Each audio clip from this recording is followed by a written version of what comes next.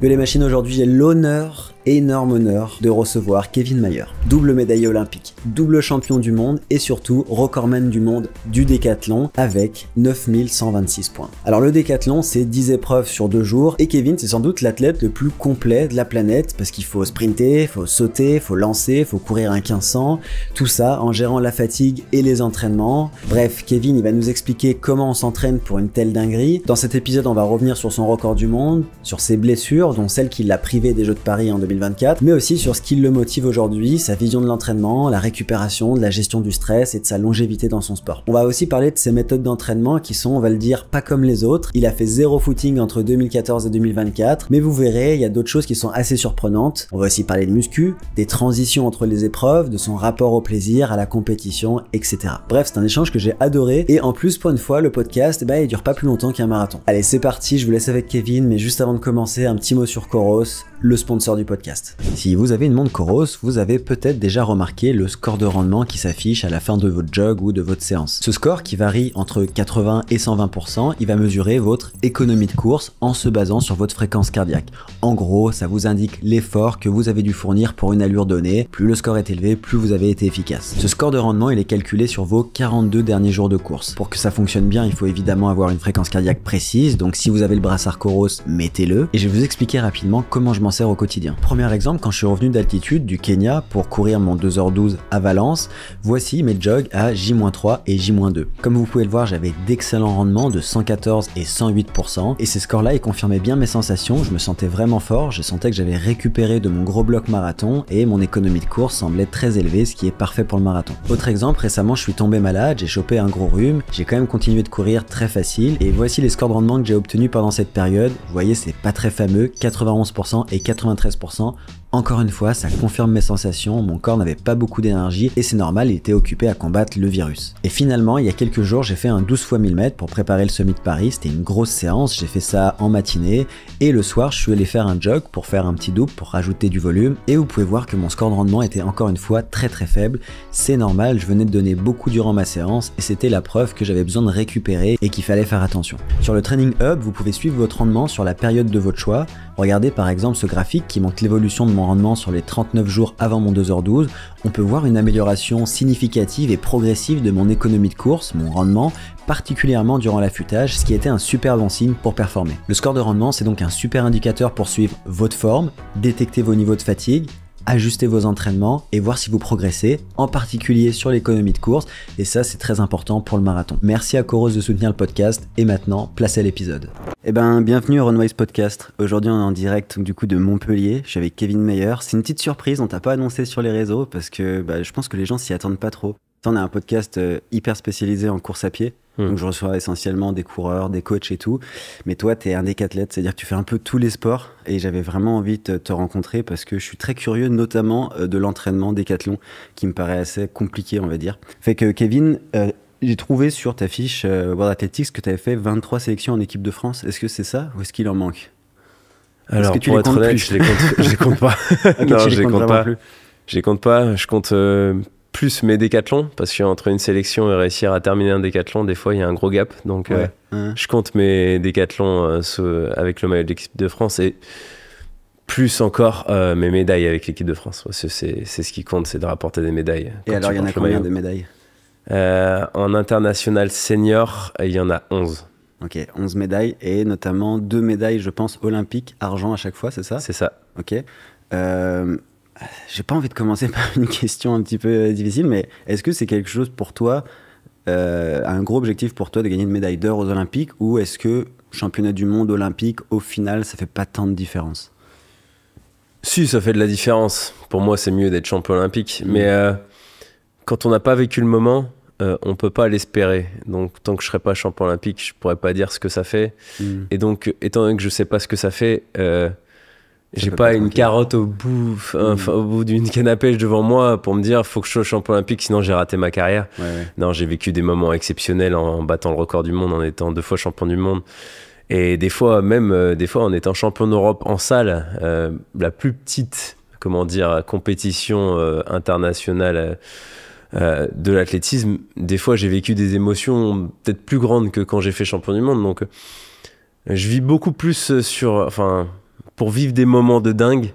Je m'entraîne pour vivre des moments de dingue plutôt que d'espérer sans cesse des médailles. Parce que ça, c'est un peu trop faire parler l'ego.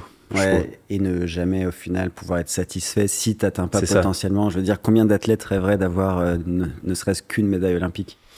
Oui, non, bien sûr, c'est sûr. Et puis, une fois qu'on a une médaille d'or, on en veut une autre, etc. C'est ce que j'allais dire, c'est infini en fait. T'es jamais content. Et après, tu fais plusieurs... tu sais, par exemple, en course à pied, on a des Sifan Hassan qui vont essayer d'avoir plusieurs médailles dans plusieurs disciplines. En fait, c'est illimité. C'est impossible au décathlon, ça, par contre. Ouais, bah, décathlon, je vois pas trop ce que tu peux faire de plus. Mais non. Ça s'est jamais vu, tiens, d'ailleurs, petite question comme ça.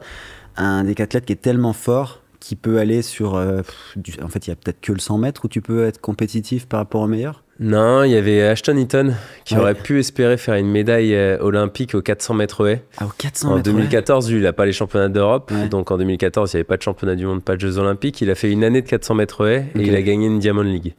Et il a gagné une Diamond League contre les experts de la discipline, en fait, contre les meilleurs. Donc il a fait moins de 49 secondes, c'est un très très bon temps. Mais ça, c'est limite pour être en finale aux Jeux olympiques. Donc...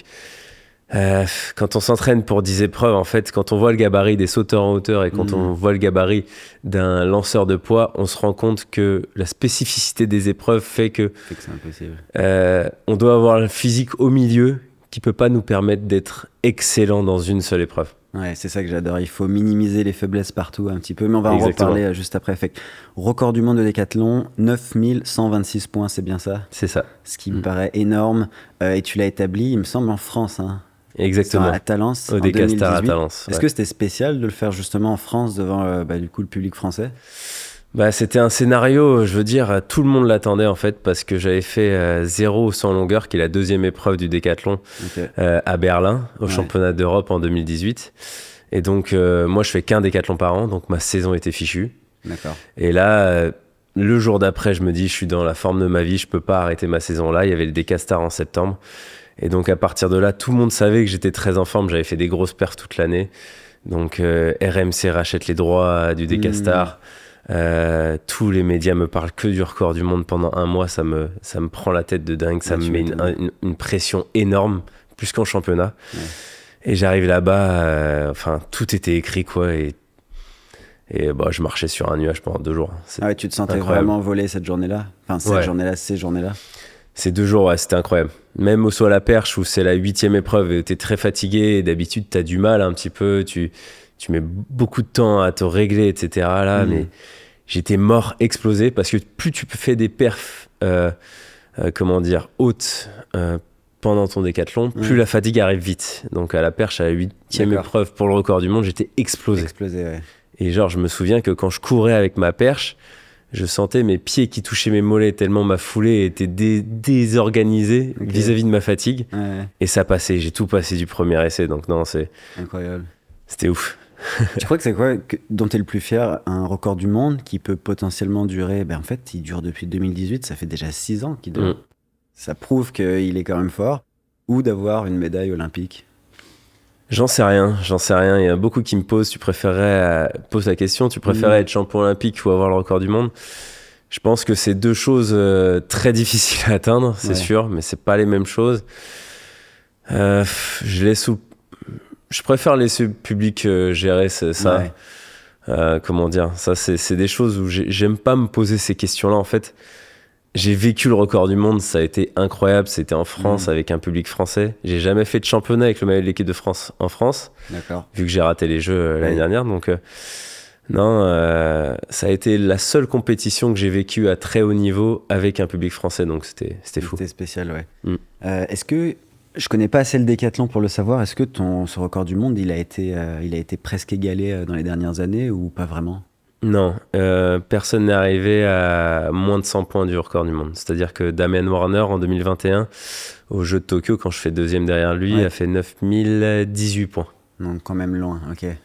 Ouais, il y en a qui ont le potentiel, mais j'ai de la chance, entre guillemets, parce que j'espère pas du mal de mes adversaires. Mais t'as pas envie de la perdre non plus?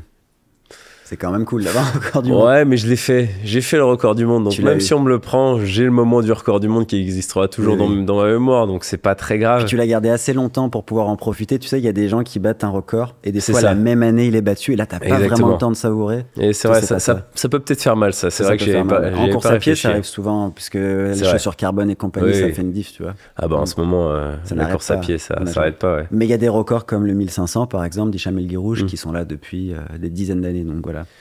Oui, bah pour l'ego, c'est sympa de se dire qu'on l'a gardé pendant 6 ans déjà. Surtout quand les technologies sont venues et que tu n'as toujours pas battu le record. Après, ça peut poser d'autres questions. C'est ça. J'ai envie qu'on parle un petit peu du décathlon pour ceux, s'il y en a, qui n'en ont jamais entendu parler. Parce que mine de rien, c'est un sport quand même de niche, j'ai envie de dire, mais qui a été très très popularisé, notamment grâce à toi, avec toutes les médailles que tu as fait, puis à d'autres athlètes français. Est-ce que tu peux nous rappeler les 10 disciplines? Comment on fait pour s'en souvenir, pour ceux qui n'arrivent jamais à s'en souvenir? Pour toi, c'est évident, mais... Alors, c'est simple, c'est assez simple. Le décathlon, c'est 10 épreuves d'athlétisme en 2 jours. Les journées commencent toujours par une course et elles terminent toujours par une course. Donc du coup, tu as 4 courses et tu as 3 épreuves. Soit 2 lancers, 1 saut, soit 2 sauts, 1 lancer. Okay. Donc en gros, voilà. Et là, tu commences le premier jour où les sauts sont plus fatigants que les lancers. Donc le premier jour, il y a 2 sauts, 1 lancer. Et le deuxième jour, il y a 2 lancers, 1 saut. Okay, donc en gros, ça commence par le 100 mètres, longueur, poids, hauteur, 400 mètres le premier jour. Okay. Et le deuxième jour, tu as 110 mètres haie, disque, perche, javelot, 1500 mètres. Ok. Et c'est toujours le même ordre. Toujours le même ordre. Quand il y a une compétition où il y a des cadets, juniors, seniors qui font la compétition en même temps sur le même stade, des fois, les cadets et les juniors, on change les disciplines du milieu, c'est-à-dire les lancers et les sauts, pour pas qu'il y ait plusieurs catégories sur le même sautoir à la perche ou quoi. Ok, ça marche. Et c'est quoi, toi, tes épreuves? Alors, je sais que ça a changé avec le temps, j'en ai un peu discuté avec des gens qui connaissent la discipline, mais c'est quoi aujourd'hui tes épreuves préférées ou dans lesquelles tu te sens le meilleur? Moi, j'ai vraiment du mal à répondre à cette question. Quand je suis arrivé au décathlon, mon épreuve préférée, c'était le 1500 mètres. Et je dirais maintenant que mon épreuve que j'aime le moins, c'est le 1500 mètres et j'aime toutes les autres. Qu'est-ce qui fait que le 1500, c'est différent pour toi? Pour moi, la capacité à prendre plaisir dans une épreuve, c'est de ressentir de meilleures sensations chaque jour parce que tu t'entraînes pour. Et étant donné que j'étais demi-fondeur quand je suis arrivé au décathlon et que j'ai délaissé le demi-fond pour progresser au sprint pendant toutes ces années, j'ai ressenti des choses incroyables petit à petit dans chaque épreuve, sauf le 1500 mètres où ça a été la descente en enfer, où j'ai perdu ma foulée parce que je suis devenu sprinter, où j'ai eu moins de VO2 max, etc. Et où j'ai perdu totale confiance en moi, parce qu'avant, j'avais un finish de taré, je relançais 500 mètres avant l'arrivée et j'explosais tout le monde. Là, j'explose au bout de 300 mètres parce que en plus, c'est la dernière épreuve du décathlon. Tu crois que tu as perdu un peu en économie de course aussi potentiellement, en travaillant beaucoup de puissance. Puis on va en reparler après. Ouais. Donc ce serait plus le 1500 amour-haine en fait au début, très bien. Exact. Et aujourd'hui avec le temps un petit peu moins, avec l'entraînement. Est-ce que tu peux nous parler un petit peu de ton histoire de sportif, sans faire année par année, mais pour que les gens aient une idée? Tu vois, en France, c'est cool parce que le système fait que les athlètes, peu importe le sport qu'ils font, quand ils sont jeunes, ils passent un peu par toutes les épreuves. J'ai eu plusieurs personnes sur le podcast, notamment Mustapha Salmi il n'y a pas longtemps, et on voit sur sa fiche, c'est un coureur de longue distance, et il a fait du javelot, du saut, du sprint, etc. Et ça, au Canada, moi, où j'ai été les 10 dernières années, il n'y a pas vraiment. Donc c'est un truc que j'ai beaucoup vu en France. Est-ce que tu penses que c'est une bonne chose d'avoir cette polyvalence pour les jeunes qui commencent l'athlé? Complètement. Polyvalence dans l'athlé, mais dans le sport en général même. Je pense que le meilleur moyen pour un gamin de trouver sa voie et de vraiment faire ce qu'il aime à la fin, c'est de toucher à tout. Parce que si on commence à vouloir faire plaisir à ses parents, etc., en faisant exactement ce qu'ils avaient fait, il y a 1% de chance d'être une personne accomplie et heureuse plus tard. Donc, non, ce système fait que le touche-à-tout amène à l'excellence par le fait, en fait, déjà, de faire plein de gestes différents font que tu as une meilleure capacité motrice, etc. Donc, ça résulte à une meilleure performance plus tard. Mais surtout, t'es plus intelligent vis-à-vis de ton corps. Donc, parce que tu te développes de façon plus exactement. complète et que tu peux peut-être voir où t'es le meilleur aussi finalement. C'est dur de savoir dans quoi t'es bon si tu fais pas un peu de tout. Exactement. Après, moi, je prône le plaisir avant la performance. Et je pense que même si tu te fais plaisir dans quelque chose où t'es nul au début, t'as plus de potentiel que quelque chose où t'es très fort dès le début, mais t'aimes pas. Ah, c'est un vrai débat, c'est intéressant. Parce que je sais qu'il y a d'autres cultures où ils ont une mentalité un peu différente. Je pense aux Japonais, par exemple. Japonais, j'ai l'impression, puis là je fais un gros cliché, mais c'est peut-être plus mon feeling. Si quelqu'un est très bon dans un domaine, il doit faire un peu honneur à son talent. Tu vois, il y a un peu cette notion de il faut que je fasse honneur à mon talent. Mais je te rejoins quand même que faire honneur à ton talent, si t'aimes pas t'entraîner, ça va créer des problèmes de santé mentale par ailleurs, tu vois. Bien sûr, mais il y a surtout aussi l'appréhension du temps, en fait. L'appréhension du temps, quand on se fait plaisir, et l'appréhension du temps, je veux dire, comme le temps passe, une heure et demie de français, quand je faisais 2 heures de cours de français quand j'étais au collège, c'était pas la même appréhension du temps que quand j'allais m'entraîner après en athlétisme. T'as raison, le temps il se dilate un petit peu quand même. Exactement, et je pense que ta capacité d'entraînement est quand même définie par le plaisir que tu prends dedans. Ouais. Parce que je veux dire, quand je fais mes muscles, le temps passe beaucoup plus lentement que quand je suis sur le stade et que je peux faire des séances de 3 heures de perche où ça passe en un clin d'œil. Est-ce qu'on doit comprendre que t'aimes moins la muscu du coup ? Je fais de la muscu pour me permettre de prendre plaisir sur le stade. Par nécessité pour être un athlète. Exactement, complet, donc je passe énormément de temps en muscu. C'est pas un énorme plaisir, mais étant donné que je sais que c'est la condition pour être très fort sur la piste et avoir de très bonnes sensations, je m'y attelle avec plaisir. Ouais. Sans forcément aimer ça à tout prix. Quand tu es un athlète de très haut niveau, il y a un moment où tu n'as plus le choix. Tu peux pas faire seulement ce que tu aimes. Regarde, pareil, la muscu. Je suis pas les coureurs de fond sont pas fans de la muscu. Complètement. Bon, moi, je le fais pas en l'occurrence. Mais j'ai acheté un rack à squat chez moi parce que je me suis dit, si tu veux être le meilleur, il faut que tu mettes les chances de ton côté. Fait que après, j'en ferai pas autant que toi, ça c'est sûr. Donc, la question reste un peu, par quoi tu as commencé et à quel âge ? Alors moi, mes parents m'ont mis une raquette de tennis dans les mains à partir de 2 ans. Toi, t'as fait du tennis ? J'ai fait du tennis pendant 12 ans, ouais. J'étais parmi, j'étais dans un top régional assez pas mal quand j'étais c'était début Benjamin, je crois. Donc non, et à côté, j'ai essayé tous les sports, c'est-à-dire que j'ai fait du badminton, j'ai fait de la natation, j'ai fait de la gym. D'accord. J'ai fait du rugby, j'ai fait du handball. Il y avait vraiment la diversité au centre, quoi. Voilà, mais on me voyait un grand avenir au tennis et ma mère était tennisman. D'accord. Et c'est pour ça que je parle beaucoup de plaisir parce que il est vrai que dès que je me suis détaché du tennis, que j'ai enfin réussi à arrêter le tennis, j'ai pris beaucoup plus de plaisir dans le sport parce que c'était un sport auquel on m'avait voué dès le début. Il y avait des attentes, tu sentais qu'il y avait une pression sur toi. Exactement. Est-ce qu'il y avait d'autres personnes qui jouaient au tennis dans ta famille ? Ouais, mon frère, tout le monde a été mis au tennis. Est-ce qu'il y en a qui jouent encore au tennis ? Non, plus personne n'a joué au tennis, tout le monde a arrêté. Okay. J'ai été le dernier à arrêter parce que j'étais celui qui avait le plus de potentiel, mais non, je m'énervais sur les cours et tout. Okay. Ouais. Et ton père, est-ce qu'il faisait du sport aussi ? Alors mes 2 parents j'ai mon père éducateur sportif et ma mère prof de sport, donc ah oui, vraiment. Oui. Moi j'ai été éduqué beaucoup par le tennis par ma mère et au ski par mon père. Au ski. Donc pour l'instant il n'y a aucune trace de décathlon là-dedans. Absolument pas. Rien. et du coup là tu fais tous ces sports, mais est-ce que tu as commencé l'athlé, le saut, la perche et compagnie ou pas encore ? Non, le seul athlétisme que je faisais entre guillemets c'était les crosses du collège, de l'école primaire. Ouais. En CP, mon père m'a fait faire mon premier cross que j'ai gagné. En fait, j'ai gagné tous les crosses jusqu'en 6e où je fais 4e et dès la 5e, j'ai refait premier, etc. Donc tu avais des capacités d'endurance, d'aérobie quand même assez jeune finalement. Ça, je pense que je le dois au tennis quand même. Parce que voilà, au tennis, il nous faisait travailler ça. Donc oui, j'avais des capacités. J'étais un enfant très très dynamique. C'est ce que j'allais te demander. Est-ce que tu avais énormément tu faisais partie de ces enfants qui avaient besoin de se dépenser beaucoup ? L'école a été mon plus grand, ma plus grande. C'était horrible pour moi de rester assis toute la journée. Donc dès que je rentrais, j'ai la chance d'avoir toujours eu un grand jardin. Et dès qu'on rentrait avec mes frères, on allait jouer soit au rugby, soit on s'inventait des scénarios de films qu'on adorait dans le jardin et on y jouait pendant des heures. Donc Donc ouais, je me suis toujours très dépensé, ouais. Ouais. Est-ce que l'école, t'as quand même réussi à passer au travers, ça a été ou ça a vraiment été difficile? Parce que moi j'étais comme toi, j'étais hyper actif, très difficile Ouais. l'école, mais du coup je me demande toi ton expérience.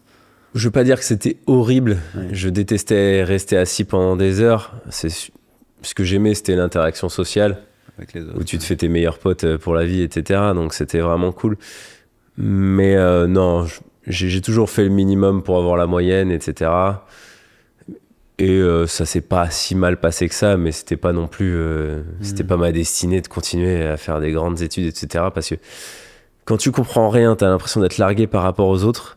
Et quand t'as tout compris et que tu sens que les autres comprennent pas, bah, tu sens que tu perds ton temps. Donc C'est vrai, il y a les deux. Hein. c'est apprendre aux dépens de 25 autres personnes dans une classe, je trouve ça très compliqué des fois.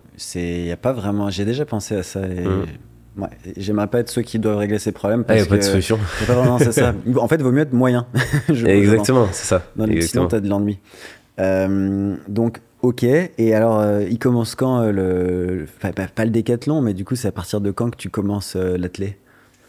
En fait, c'est en sixième. Quand en sixième, ouais, je sais plus pourquoi. J'ai fait de l'athlétisme. C'est au début, je me mets à l'athlétisme au CAV à Valence en sixième. Donc, tu viens pas de Montpellier, toi, à la base? Et non. Ok. Non. Et j'allais pas aux compétitions, j'allais juste à 2-3 entraînements, etc. Parce que à côté, je faisais toujours du tennis, donc c'était vraiment mon sport secondaire où j'y allais pour le plaisir, etc. De temps en temps, où on essayait de lancer de marteau, on essayait toutes les épreuves, etc. La perche, je m'en rappelle, c'était sur un tapis de hauteur dans un gymnase où il n'y avait pas de tartan et tu plantais ta perche dans le tapis de hauteur pour en passer. Donc non, c'était sympa, je m'éclatais. Et encore une fois, je me suis fait des potes dont l'aspect social était super. Et c'est cette année-là que je décide d'arrêter le tennis parce que j'en peux plus. Et donc là, je me dis, bon, le club à Valence, j'ai pas trop aimé non plus les entraînements, etc. Je vais essayer le club de Tournon, c'était plus proche de chez moi parce que j'habitais à La Roche, de Glun, c'est entre l'Ardèche et la Drôme. D'accord. Et donc c'est là-bas vraiment que quand je rencontre des coachs qui sont très motivés et qui surtout s'aperçoivent que j'ai un gros potentiel dans toutes les épreuves, commence chacun à me dire bah, tu pourrais vachement faire à fond de cette épreuve. Et là, chacun essaye de tirer un peu dans son sport finalement. Voilà, c'est ça. Et c'est dès la 4e que je rencontre un coach de demi-fond qui là me fait faire des entraînements et je faisais beaucoup plus de demi-fond que le reste. C'est ce que t'aimais le plus au début ou pas spécialement? C'est ce qui était plus simple pour avoir des sensations en fait, parce que le demi-fond, comment dire, c'est dur et facile à la fois. Il y a moins de technique peut-être? Exactement. C'est beaucoup plus dur d'un point de vue résistance mentale comme physique, parce que bah, t'en baves pratiquement à chaque séance. Mais il y a une sorte de simplicité dans le fait bah, que c'est toujours la même chose, donc même quand t'en baves, quand tu t'entraînes, et ben t'as cette sorte, t'es apaisé parce que t'as pas trop à réfléchir non plus. Ouais, tu peux terminer un entraînement en te sentant bien. Et je pense que c'est beaucoup aussi ces endorphines que tu dois libérer. Exactement. En fait, t'es juste au bout, quoi. Après un entraînement de demi-fond, hein, si on résume les choses. Exactement. Donc, en fait, je pensais pas que t'avais commencé le décathlon aussi tard. Finalement, tu l'as commencé à bien après 10 ans. Et encore, on n'est pas encore dans le décathlon, on est plus, t'as touché à certaines épreuves. Tes coachs, ils se rendent compte que t'as un certain potentiel. Toi, tu vas un peu vers là où la lumière est allumée, on va dire, mais surtout, t'aimes traîner avec tes potes, quoi. En fait, il y a l'aspect social. En plus, là, t'es avec des gens qui te comprennent mieux, parce qu'avec les sportifs, en général, c'est plus facile qu'à l'école. Enfin, en tout cas, moi, c'était comme ça que je le vivais. Oui, complètement. Et en fait, j'aimerais bien comprendre la transition, quoi. C'est à quel moment qu'on devient décathlète, quoi. Est-ce que ça s'est fait vraiment plus tard ou... C'est au bout d'un moment où mon coach de demi-fond me dit bah écoute, t'as quand même un très gros potentiel au demi-fond. Si là t'as arrêté de faire au lieu de faire 2 séances avec moi par semaine et 2 séances avec le groupe qui essaie toutes les épreuves découvertes, quoi. Ouais. Si t'en faisais 4 avec moi, c'est sûr que bah, t'es champion régional de cross et pourquoi pas aller au championnat de France, etc. Et c'est là que je me suis dit, non, je m'éclate. Enfin, au contraire, ce que j'ai adoré quand je suis arrivé dans l'athlétisme, ce que j'aimais pas dans ce que j'avais fait avant, dans le rugby, dans le handball, dans la gym et surtout dans la natation, J'ai fait 1 an de natation et c'est là que j'ai eu une très grosse VO2 max d'ailleurs. J'ai oublié de le dire grâce à la natation. C'est là que je me suis dit, mais je veux plus jamais m'entraîner que pour un seul truc parce que c'est là que je m'embête. Et le seul moment où je me sens vraiment accompli, c'est quand chaque jour j'ai un nouveau casse-tête totalement différent du jour d'avant. Et c'est là que je me suis dit, j'ai dit non à ce coach. Je lui ai dit, écoute, et j'ai arrêté de m'entraîner avec lui. Et là, j'ai rencontré mon premier coach d'épreuves combinées, Xavier Berthet, qui a dit, mais tu sais, il y a les épreuves combinées. Parce que à ce moment-là, je faisais que des épreuves, des compètes où je faisais 3 épreuves par-ci, 3 épreuves par-là. Je connaissais pas les épreuves combinées. Moi, j'ai connu le décathlon très tard. Tu n'avais même pas entendu parler, en fait. Non. Est-ce qu'en France, à cette époque, c'est moins populaire aussi ou pas? Non, je pense que ça a toujours été. Après, c'est sûr qu'on n'a jamais eu de champion, on n'a jamais eu de médaille en championnat du monde. Ça. Et la seule médaille avant moi aux Jeux Olympiques, c'était Heinrich en 58, je crois, si je dis pas de bêtises. Donc très très vieux, quoi. Donc j'ai tendance à dire que c'est les résultats qui font la renommée d'un sport, quand même, à un moment donné, surtout un sport aussi compliqué à suivre que le décathlon. Oui. Donc c'était connu, mais et c'est vrai que la première fois que je me suis entraîné en fait pour le décathlon, et avec Xavier Berthet, ce premier coach des épreuves combinées, je suis rentré chez moi, j'ai dit à mon père, bon, je vais faire peut-être le premier octathlon, parce qu'en minime, on fait un octathlon, on enlève le 400 mètres et le disque. D'accord. Et c'est un 1000 mètres à la place du 1500 mètres. Ça, c'est bien, ça. Ouais. C'était mieux pour moi, ouais. Et donc, du coup, je rentre, je dis à mon père, j'ai fait un octathlon, il me dit « Oh, mais c'est le meilleur sport du monde !» Il m'en avait jamais parlé. Il était très positif. Il me parle de Plazia, de Romain Barras, etc. Et c'est là que j'ai découvert un peu l'histoire du décathlon, mais avant ça, j'ai jamais touché le décathlon et je savais même pas ce que c'était. Ah, c'est marrant.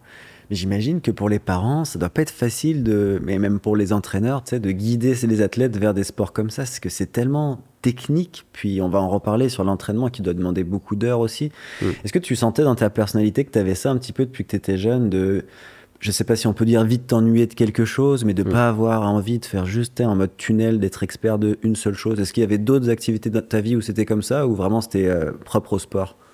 Ouais, je sais pas. J'ai du mal à définir mon caractère, mais c'est sûr que je suis un jusqu'au boutiste et que une seule épreuve me suffit pas, parce que je suis trop jusqu'au boutiste. C'est-à-dire que si c'est trop répétitif, je vais m'ennuyer et je vais pas savoir quoi travailler pour continuer à progresser et ça va m'énerver, etc. Frustré, ouais. Alors que là, le décathlon, c'est un puits sans fond. C'est les seuls, comment dire, les seuls bâtons dans les roues qu'on peut avoir au décathlon, c'est les blessures, parce que justement on fait un sport de taré où il y a tellement de chocs et tellement de répétitions à droite à gauche que c'est ça le plus gros problème. Là tu peux, en fait, ce que je me dis au décathlon, c'est que si tu as un maillon faible, tu es sûr de le trouver. Alors que quand tu vas dans du sprint, bon, le sprint il y a beaucoup de blessures aussi, mais là il faut imaginer que là, tu as le haut du corps qui est impliqué avec la perche, avec le lancer, tu as les fibres lentes avec les genoux, c'est un truc de fou. Il y a tout qui prend cher. Le coude au javelot, le dos à la perche, les chevilles, les genoux, les hanches, longueur, hauteur. Ouais. Les haies, c'est toute la chaîne postérieure qui prend cher parce qu'on fait un grand écart, 10 fois dans une course pratiquement en sprint. Donc, c'est des chocs énormes. C'est d'ailleurs ce qui a pété juste avant les Jeux de Paris pour moi. Donc non, mais c'est un casse-tête tellement énorme que je le trouve incroyable. Ouais. En fait. Ouais, c'est un défi de fou. Puis si tu t'améliores de 1 ou 2% sur chaque épreuve, déjà ça te donne du travail pour plusieurs années. Okay. Est-ce que tu te souviens de ta première compétition de décathlon? Alors mon premier vrai décathlon, parce que comme j'ai dit c'était un octathlon, donc est-ce que c'est le premier octathlon ou... Décathlon mettons. Premier décathlon c'était à Arles, en octobre, c'est le premier décathlon organisé de l'année, donc normalement la saison elle commence en mars, là il est en octobre, donc dès que t'es licencié tu peux y participer, donc dès que j'ai été cadet 1, donc ça devait être en fin 2006. Voilà, mon premier coach de décathlon me dit bah là tu peux faire ton premier décathlon à Arles, donc j'ai fait bah vas-y on y va. C'est quoi, c'est autour de 15 ans à peu près? 2006, 92, ouais, 14-15. Ouais. Ouais, ok. Et là, tu te sens comment? Est-ce que tu as un peu d'appréhension? Est-ce que tu me diras, tu as déjà fait un 8 épreuves, 8 épreuves combinées, mais Ouais, bah en fait le truc c'est étant donné que je suis demi-fondeur, moi aujourd'hui ce qui me met le plus de pression c'est ce que je maîtrise pas et c'est le 1500 mètres. L'épreuve du poids, si tu la maîtrises pas, tu stresses pas pour. Hein. ok. Tu lances pas loin et puis c'est tout. T'es pas contre quelqu'un en fait. Non mais c'est surtout que quand t'exploses au 1500 mètres, eh ben, tu le sens vraiment. Alors Ok. qu'au poids tu peux pas exploser. Je veux dire, tu fais une contre-performance et c'est tout. D'accord. Et en fait, à ce moment-là, je suis demi-fondeur, j'ai aucune pression sur les épaules. Et en fait, non, En fait, ce qui est incroyable au décathlon, c'est que tu passes 2 jours avec tes adversaires. Et en fait, je me suis fait des potes dès le premier décathlon, Ouais. et même dès le premier octathlon, où t'es là, t'es avec des gens que tu connais pas au 100 mètres. Et puis, entre les épreuves, tu discutes, tu déconnes. Puis, au fur et à mesure, t'es mort. Et en fait, le truc, c'est que plus la fatigue arrive, c'est toujours pareil, c'est dans les moments difficiles que tu te rapproches des gens parce que t'as pas le choix en fait. L'interaction sociale devient utile dans ces moments de difficulté. Et en fait, plus le décathlon continue, plus t'es fatigué, plus t'aimes parler avec les gens, plus t'aimes déconner pour sortir un peu de cet état de fatigue où tu dois être concentré, où tu te sens, où t'es pas bien dans ton corps en fait. Même dans une compétition comme les Olympiques, vous allez retrouver cette Ouais. fraternité entre Ouais, vous. complètement. Mais ça, on le voit pas vraiment dans d'autres sports que le décathlon. Non. Peut-être un peu plus dans le saut, les choses comme ça. Soit la Parce que- perche. Parce que quand Peut-être. tu vois les épreuves de course à pied pure, il y a quand même une rivalité. Certains se disent même pas bravo. Enfin, tu sais, on est quand même dans quelque chose de Bien sûr. différent. Mais vous, tu dirais que c'est parce que vous passez 2 jours tout le Bien temps sûr. ensemble à regarder vos perfs et tout.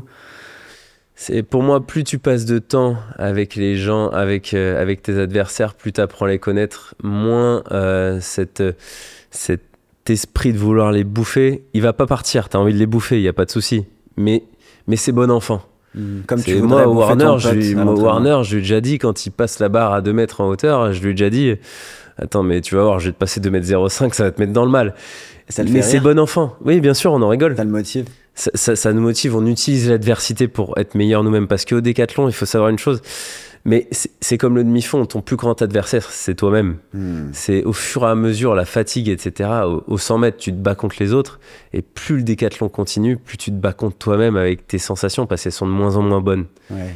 Et c'est là que tu utilises, ce mec-là, c'est le meilleur à la perche, et je vais essayer d'aller le chercher, etc. En fait, tu utilises l'adversité des autres. Donc, c'est bon enfant, ouais, c'est bon enfant. Et le problème dans les courses, c'est que tu les vois au départ, tu les vois à l'arrivée et c'est fini. Ouais. Alors que dans un concours de perche, pourquoi les perchistes aussi ils s'entendent bien, pourquoi les sauteurs en hauteur aussi il y a une bonne ambiance, c'est parce que le concours dure longtemps. Et plus ça dure longtemps, plus il va y avoir des interactions sociales qui vont faire que la petite barrière qu'il y a au début de l'adversaire où je sais pas ce qu'il pense de moi, je sais pas ce qu'il veut faire, et ça, elle se casse petit à petit. Mais t'as raison, c'est le temps d'exposition finalement. Exact. Tu le vois comme un adversaire, puis tu te rends compte qu'en fait il est comme toi, quoi. Il est Ouais. là parce qu'il veut se donner à fond, qu'il a potentiellement envie de gagner, mais que tu peux pas contrôler la performance des autres non plus. Je rétropédale un peu, mais si t'avais pas été décathlonien, quel sport t'aurais aimé pratiquer aujourd'hui? Donc on a compris que c'est pas un sport nécessairement, mais ça pourrait être un ensemble aussi d'autres sports. Moi, je pense qu'avec la maturité, il m'a manqué beaucoup de maturité au tennis. J'étais très très bon. Je pense que j'aurais été très très très fort au tennis. J'avais un énorme potentiel, surtout quand on voit ce que j'arrive à faire dans les lancers. Ouais. Puisque les lancers, le golf, le tennis, tous ces sports un petit peu se rapprochent dans la gestuelle. C'est très technique, il faut être très posé, très concentré, c'est de la répétition, etc. Donc non, je pense qu'avec du recul, j'aurais été très bon au tennis. C'est juste que j'étais trop jeune pour prendre plaisir au tennis. D'accord. J'avais qu'une envie, c'était de taper la balle. J'étais que contre des mecs qui étaient patients et qui renvoyaient la balle. J'avais pas encore assez de technique pour pas faire... je faisais trop de fautes. Donc ça me rendait fou. Mais je suis sûr que j'aurais travaillé ma technique petit à petit avec les années. La balle aurait commencé à rentrer et j'aurais totalement renversé ceux qui renvoyaient juste la balle. C'était quoi ta force au tennis? Tennis, ma force, c'était ça. J'avais une bonne technicité, même si elle était pas régulière. Ok. Donc j'avais un bon coup droit, bon revers, une bonne volée, un bon service. Et puis je lâchais rien dans les matchs. Vraiment, Donc ton mental. comme au décathlon, Comme au c'est décathlon. vraiment... Plus mon adversaire était fort, plus j'arrivais à me mettre à son niveau en fait. Ok. Parce que des fois, il y a des gens, ça peut leur faire peur et ça peut tu sais, être plus petit. Exactement. Quand tu sens que la personne... Et toi, ça te faisait un peu l'effet inverse. Ça te donnait la rage un peu, ça donnait l'envie de dire, faut que je rehausse mon niveau de jeu. Le stress, c'est quelque chose que tout le monde a. C'est après, qu'est-ce que t'en fais? Moi, j'ai toujours aimé le stress. Est-ce que tu dirais que c'est quelque chose... c'est un grand débat, mais un peu d'inné ou d'acquis pour toi, le stress? Non, il y a quelque chose d'inné quand même, parce que je me rappellerai toujours de mes premières compétitions où j'arrive, où je suis dans le top 20, je suis 20e mondial au championnat du monde à Bressanon en KD2. Et bref, j'ai plus de stress que d'habitude et j'ai pas eu à travailler quelque chose pour faire en sorte que ça marche et que je devienne champion du monde. Donc tu l'avais assez tôt finalement, ou peut-être que tu t'es Oui. pas rendu compte comment tu l'as appris, mais c'est sûr qu'il y a à mon avis quelque chose de très inné. Mais Ouais. si tu devais donner un conseil à quelqu'un qui le sent, qu'il l'a peut-être moins naturel, tu penses comment ça se travaille ce genre de choses? Parce que c'est quand même la clé pour être performant dans le sport. C'est vraiment, je dirais la phrase que LeBron James il a dit. Le mec a 40 ans et il dit le stress sera toujours là, c'est ce que t'en fais. Ok. C'est comme tu réponds au stress. Exactement. Parce que moi, ça, la manière de répondre au stress, ça peut être inné, mais réussir à changer ça d'une manière positive, ça peut arriver. Donc quand je dis que c'est inné, attention, c'est pas que je dis tout le monde n'y arrivera pas, c'est juste que pour moi, ça a été plus facile. D'accord. Mais vraiment, le stress, c'est vraiment une sensation horrible à la fois et incroyable à la fois. Tout ce qui définit ce que tu vas en faire, c'est comment tu l'envisages. Est-ce que je pense à la boule que j'ai dans le cœur ou aux frissons que j'ai partout dans le corps? Ouais, donc c'est qu'une question d'interprétation en fait. Exactement. Est-ce que ça va m'aider ou est-ce que ça me paralyse? C'est un peu ce truc-là. Exactement. Et c'est aussi dans l'action et dans l'attente. Il y en a beaucoup qui sont là et qui veulent maîtriser leur stress dans l'attente, alors que c'est là que tu peux le laisser partir, te faire du mal, entre guillemets. Quand tu dis maîtriser le stress dans l'attente, tu veux dire essayer de le calmer un petit peu, baisser, en fait. Ils sont là, dans la chambre d'appel, le jour avant, la nuit avant la compétition. Ils sont là et ça fait mal, le stress. C'est quelque chose qui fait mal. Tu penses à ta compétition, tu te dis est-ce que je vais rater, est-ce que je vais y arriver? Et plus tu augmentes jusqu'aux Jeux Olympiques, plus c'est dur. Ah oui, vraiment, plus le niveau, c'est linéaire, quoi. C'est linéaire et c'est même exponentiel, je dirais. Ah ouais. Jusqu'à mes premiers Jeux Olympiques, j'ai fait un malaise pendant mon 100 mètres. Donc j'ai vu les étoiles, j'ai fait 40 centièmes de plus que mon record, etc. Et là, tu penses que tu avais trop de stress, justement, ou... En fait, le truc, c'est que toutes mes années d'avant, je laissais monter le stress à fond et je me tapais dans les jambes avant les starting blocks, etc. Mais sauf que là, c'est de monter tellement fort que j'ai fait une baisse de tension pendant le 100 mètres. Ah oui, à ce point-là. Voilà.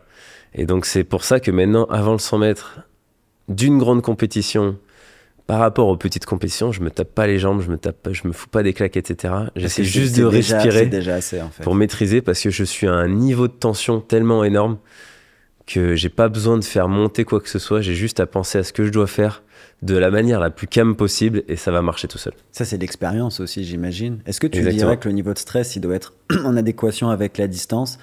Par exemple, moi, quand je prends part à un marathon, sur la ligne de départ, mon niveau de stress, je vais pas te mentir, il est très faible parce que je sais que ça se joue pas maintenant. En fait, le marathon, c'est plus de 2 heures d'effort pour moi.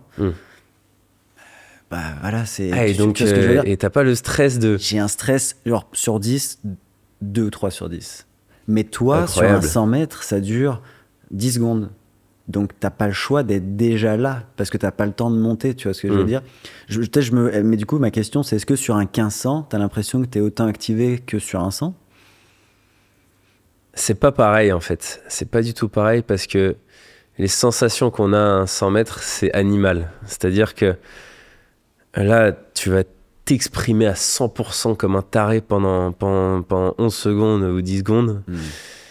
Et le stress, il est dans l'attente. Et l'attente, t'es là et tu te dis, faut pas que je foire parce que ça dure que 10 secondes. T'as pas le droit à l'erreur, en fait. t'as la mauvaise intention dans le premier millième de seconde de ta course, ta course elle est foutue. T'as déjà Tu fait un perds faux 20 départ, centièmes. justement? Non, j'ai jamais fait de faux départ parce que moi, on m'a appris à réagir au son. D'accord. Donc, je suis pas là à anticiper les choses ou quoi. J'ai une intention. Dès que j'entends un son, je pratique cette intention à 100%. Et les gens qui font des faux départs, tu crois que c'est parce qu'ils ont une approche différente? Ils vont essayer pas d'anticiper, mais de partir J'en sais rien. J'ai jamais compris. Ouais, c'est terrible, hein, parce que j'ai jamais fait de sprint, mais moi, ça me fend le cœur quand je vois les athlètes aux Olympiques qui sont disqualifiés parce qu'ils font un faux départ. Est-ce que c'est les mêmes règles d'ailleurs pour le décathlon? Tu prends un carton... Non, c'est ça, c'est plus généreux. C'est carton jaune pour tout le monde. Donc, t'as droit à un faux départ pour la course et après, c'est carton rouge. Ok, donc ça va, c'est un peu plus... C'est les règles d'avant au sprint, ouais.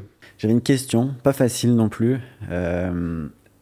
C'est quoi le moment le plus marquant de ta carrière? Positif. Je vais essayer de demander négatif après. Est-ce qu'il y en a ou... Ouais, non, c'est le record du monde quand même. Record du monde, tu le mettrais... J'avais raté les championnats d'Europe, donc je pars d'un état émotionnel assez bas et j'arrive au record du monde. Donc j'arrive à un état émotionnel énorme. Ah oui, et c'est toujours la pente qu'il faut voir dans une courbe. C'est d'où tu pars et où tu arrives. Et non, c'était incroyable avec le public français et tout se passait comme il faut. Donc non. J'ai regardé la vidéo en préparant le podcast. Ouais. C'est assez impressionnant. On sent qu'il y a un truc qui se passe. Les gens le savent, les gens le comprennent. Et là, il y a un espèce de... Et encore, c'était pas un stade de... Moi, si tu fais ça dans un stade de 80 000 personnes, je pense que c'est encore un autre délire. Mais non, ça devait être incroyable. Du coup, l'autre question, c'est quoi le moment de ta carrière qui est peut-être le plus difficile, même aujourd'hui, quand tu y penses? Moi, là, le moment de ma carrière le plus difficile aujourd'hui, c'est le jour où je me suis blessé juste avant Paris. Okay. Vraiment, parce que, encore une fois, état émotionnel. Juste avant, j'atteins enfin un niveau d'entraînement qui me permet d'espérer d'être champion olympique. Je savais que si j'avais plus de douleur. Je savais que j'allais être champion olympique si je continuais comme ça, si je faisais pas de zéro, bien sûr, pendant le décathlon. Je savais que j'avais un niveau à peu près 8900, 9000 points, voire mieux si tout se passait bien, parce que je sais pas comment mon corps réagit dans un stade de France avec 88 000 Français. Et ce moment-là était tellement incroyable, cette sensation de me dire on est à un mois des Jeux, tout va bien, je vais faire un petit meeting de Paris, je vais me préparer sur les haies, j'ai enfin plus mal à la hanche parce que j'avais pas fait de haies, à part pour les qualifs où j'étais allé mollo parce que je sentais encore ma hanche. Là, j'arrive à Paris au meeting Diamond League, je fais les haies, je sentais rien avant, et là j'ai mon tendon qui pète. Et avoir un tendon qui pète dans une course de sprint, c'est quelque chose de très très violent. C'était quel tendon? C'est le tendon du semi-membraneux, la portion haute. Donc c'est vraiment, il est inséré à la hanche, à l'ischio. Donc non, c'est quelque chose de... Et vraiment, à la 6e haie, d'un seul coup, ça pète sur la haie. Et forcément, ton cerveau, il n'a pas le temps de comprendre.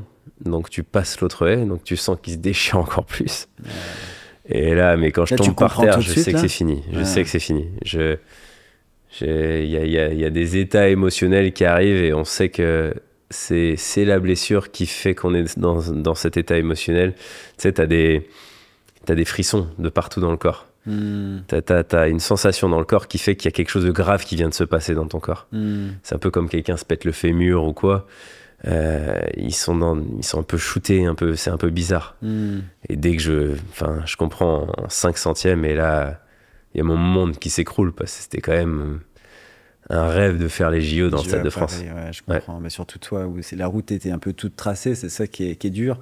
Et là je veux pas, mais tu le vis, c'est dur pour toi ou d'un coup tu penses un petit peu à tous les autres, parce que je fais le parallèle qui n'a rien à voir, mais les quelques déceptions que j'ai eues sur marathon, quand mon monde s'effondre, c'est parce que d'un coup, je vois tous les gens qui m'ont aidé sur le truc. Est-ce que ça te fait un peu ça, ou t'es comme, putain, tu revois tous tes entraînements aussi ou... Ça vient plus tard, ça. Okay. Ça vient beaucoup plus tard. Je revois pas tous mes entraînements, etc., parce que je me suis jamais entraîné en soi. Je me suis jamais forcé à m'entraîner, je me suis jamais mis dans le mal parce que je me disais j'ai pas envie, mais c'est pour la compétition. Chaque jour, j'adore ce que je fais tous les jours, donc je suis pas là à dire je me suis entraîné pour rien. Mais par contre, c'est les sensations que je vais rater. Et les sensations à Paris auraient été incroyables, je le sais. Et c'est là que je pense à mes proches parce que une émotion vécue avec ceux qu'on aime est décuplée. C'est encore plus, quoi. Donc, ouais, les deux paramètres très durs. Bah oui, je comprends. Est-ce que tu as quand même suivi les Jeux ou est-ce que pas trop parce que ça a fait repenser un peu à tout ça? Alors, en fait, étant donné que mon tendon, il a pété à 95%, donc il était encore tenu par une fibre, j'ai appelé beaucoup de médecins, tous m'ont dit de me faire opérer sauf un, et moi je suis totalement contre l'opération. C'est quelque chose d'invasif qu'il faut pas du tout prendre à la légère, et quand on peut l'éviter, il faut vraiment l'éviter. Donc j'appelle ce médecin qui était ancien médecin du PSG, qui fait des conférences dans le monde entier, etc. Et j'ai beaucoup aimé son truc. Il m'a fait, écoute, le semi-membraneux et le semi-tendineux, ils ont pratiquement la même fonction. Le semi-tendineux a moins de fonction que le semi-membraneux a moins de fonction que le semi-tendineux. Donc, bosse à fond et vois ce que ça donne au jeu. Donc, pendant 25 jours, j'ai bossé, mais comme j'ai jamais bossé. Franchement, je faisais 8 heures par jour. J'étais sans cesse branché à ma machine d'électrostimulation. Je faisais rééducation de dingue. Et pour me donner une chance, j'y croyais pratiquement pas, mais juste pour me donner une chance. Et j'arrive là-bas et j'avais pas testé la course, rien. Je me suis dit, je la teste au dernier moment. Mais ce mois-ci m'a permis de faire un deuil, entre guillemets, parce que je donnais tout quand même pour y arriver. Et petit à petit, ça allait mieux moralement, etc. Donc je suis arrivé là-bas, j'ai essayé de courir, j'ai réussi à faire un départ de 20 mètres à 80%.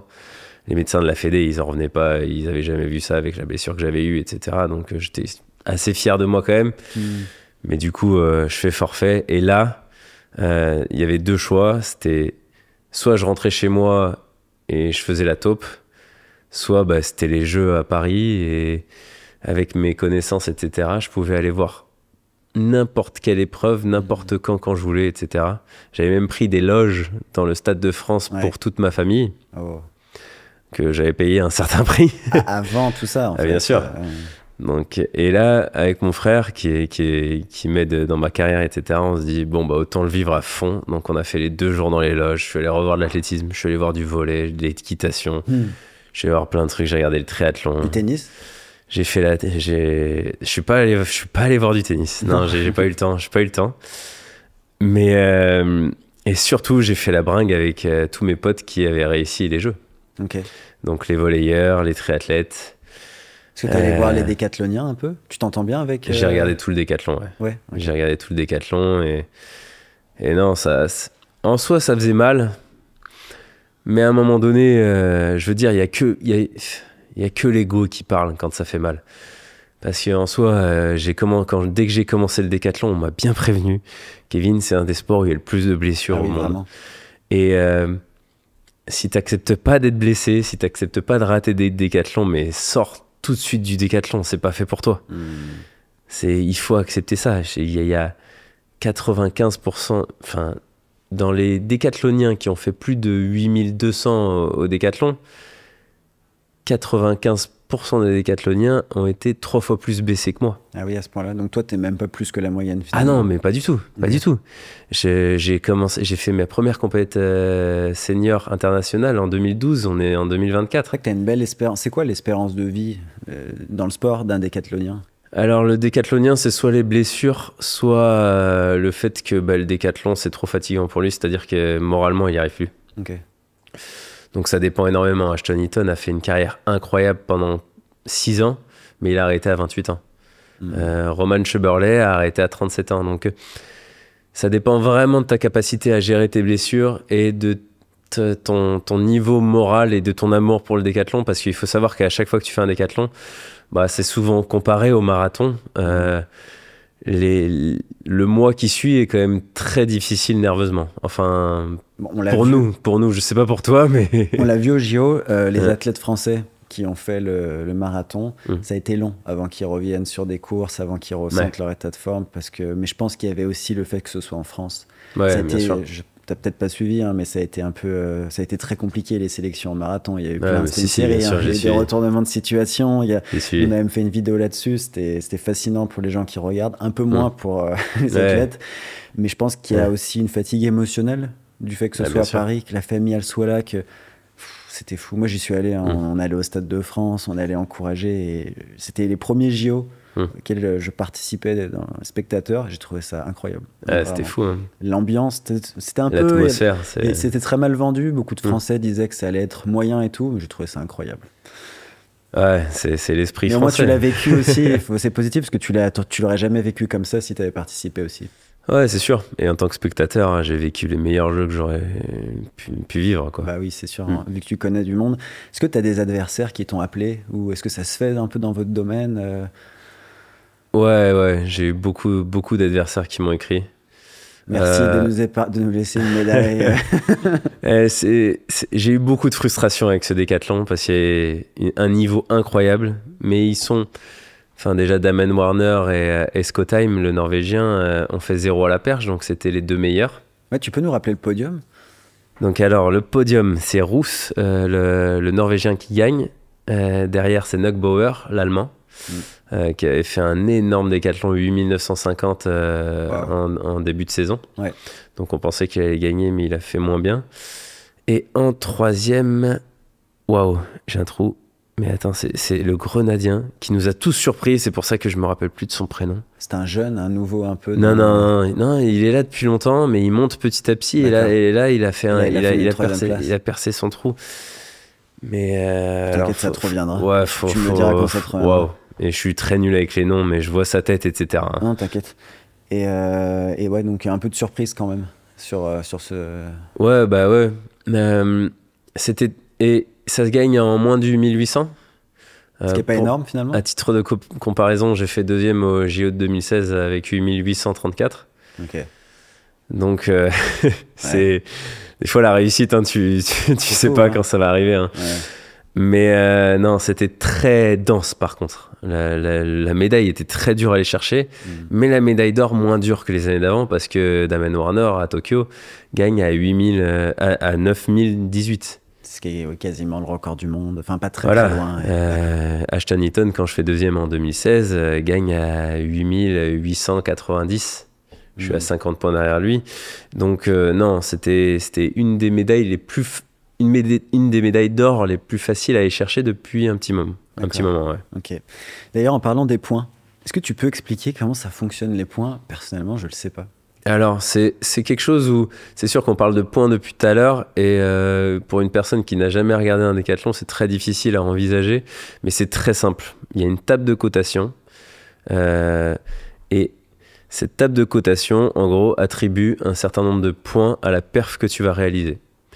Donc, si tu fais 12 minutes au 1500 mètres, tu marques 0 points. D'accord. Et puis, plus tu montes, plus tu baisses en temps, plus tu vas marquer des points, etc. Et il y a un maximum. Donc, est-ce que tu sais ce que c'est le maximum C'est en fonction de du points record du monde. Donc, par exemple, si tu fais, je dis n'importe quoi, 4-10 au 1500, qui doit être un très très très bon temps. Très longtemps, ouais. Je sais même pas si c'est record pas... du monde du 1500 en décathlon, c'est 3,59. Ah vraiment? Ah, je pensais que c'était 3,59, C'était ça un commence à spécialiste. être solide, ouais. Et lui, d'ailleurs, a fait un Nicosathlon, 20 épreuves, Ah, je savais pas que ça existait. où il ça. rajoute beaucoup d'épreuves. Mais Natation et compagnie je ou on reste, conseille à tout le monde d'aller regarder sur Wikipédia l'Icosathlon, c'est très Licosathlon. impressionnant. Ouais. Ok, ça te tente pas, toi? Il y a trop de demi-fonds. Ah ouais, il y a d'autres épreuves de course. Tu finis par un 10 000 mètres. Hein. Un Et dedans, 10 il y a 000 un mètres. Dedans, tu vas du 100 mètres jusqu'au 10 000 mètres. Donc, tu passes du 200 mètres haie, 400 mètres haie, 800 mètres, 1500 mètres, 3000 mètres steeple, 5000 mètres et 10 000 mètres dans le week-end. Mais ça, c'est un truc de fou. En 2 jours? En 2 jours. Donc 10 épreuves par jour. Et entre, tu as les 4 lancers, tu as les 4 sauts. Donc, c'est-à-dire que par rapport au décathlon, tu rajoutes le triple saut. Ah, d'accord, ouais. Donc, Triple c'est un truc... C'est encore plus de niche. Ça. Oui, et puis faut pas abuser non plus le corps à un moment donné. Mais bon, le faire une fois dans la vie, pourquoi pas. Moi, ce qui me fait rire, c'est le 10 000 mètres et le 100 mètres. Ça va Ah ouais, rire. non, mais c'est- À un moment, tu fais juste un couloir et après, c'est 25 tours de piste. Donc, les points, c'est des tables de cotation. Ouais. Et quand vous êtes dans la compétition, que vous approchez des dernières épreuves, est-ce que vous êtes tout le temps en train un peu de faire vos calculs mentaux? Est-ce qu'il y a quelqu'un qui les fait pour vous? Ça marche comment à ce niveau-là? Alors, au début de ta carrière, en général, ce que les coachs conseillent, c'est de pas regarder les points. Le coach te dit, t'es bien, Voilà, continue comme ça. À chaque perf, il te dit bon, bah, c'est bien, tu t'es rapproché, maintenant ci, maintenant ça. Au fur et à mesure, on connaît tout par cœur. D'accord. Donc on sait quelle perf on fait. On sait que chaque barre à la perche va te ramener 35 points en plus. Donc si je suis à 5,10, si je passe à 5,20, j'ai 35 points en plus. Lui, il vient de s'arrêter, il vient de faire 3 essais à 5,20. Ben, je le rattrape de 35 points. En fait, on est tellement rodé sur notre décathlon que le coach peut plus nous mentir. Et comment tu les connais, les points des autres? Parce qu'en fait, tu connais le profil de chaque athlète. Il n'y a pas un endroit où il y a les résultats en direct de chaque athlète? Bien sûr, ils y sont. Ils y mais sont, même sans, ok. j'arrive à dire ce que c'est à Oui, peu t'es près. trop habitué Ouais. en fait. En gros, si Damien Warner fait 10-15 au 100 mètres, son record c'est 10-11, et que moi je fais 10-50, je suis absolument pas inquiet. D'accord. S'il fait 8,25 m en longueur et que moi, je suis proche de mon record aussi, je suis pas inquiet. Parce que je sais que je vais le rattraper petit à petit. Et en fait, chaque profil de décathlète va faire que moi, je sais que les décathloniens, je les effraie, mais à un niveau pas possible. Parce que ma deuxième journée, je les T'es meilleur défonce. sur la deuxième journée, toi? Bah oui, j'ai le record du monde de la deuxième journée. Ah ouais. Ah, il y a des records du monde de chaque journée? Non. Mais officieusement, tu l'as? Officieusement, en fait, je suis celui qui a la plus grande deuxième journée de tous les temps. D'accord.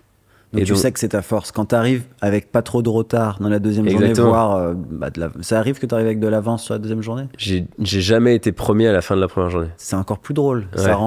C'est plus de spectacle en fait. Les gens, ce que j'adore, c'est que les gens retiennent pas ça. Donc à chaque fois, les gens croient que je fais une remontada de dingue. Alors que mais en fait, c'est juste mon profil. C'est juste que je suis meilleur sur les haies, le disque, la perche et le javelot, que je le suis sur le 100 mètres, la longueur, la hauteur et 400 mètres, où en gros, c'est pas des épreuves très techniques, c'est des épreuves d'explosivité. C'est là où tous les décathloniens arrivent à être très forts. Le deuxième jour, là où j'ai de la chance, il y a la perche et les lancers, les haies, très techniques. Ouais. Et c'est là où ma capacité à apprendre vite et à être bon en technique prévaut sur eux. Elle paye, ouais. Est-ce que les commentateurs, ils le comprennent, ça? Quand tu réécoutes Est-ce qu'en général, c'est bien comment? Parce que ça doit pas être facile de commenter du décathlon. Je sais pas si... En soi, c'est un peu...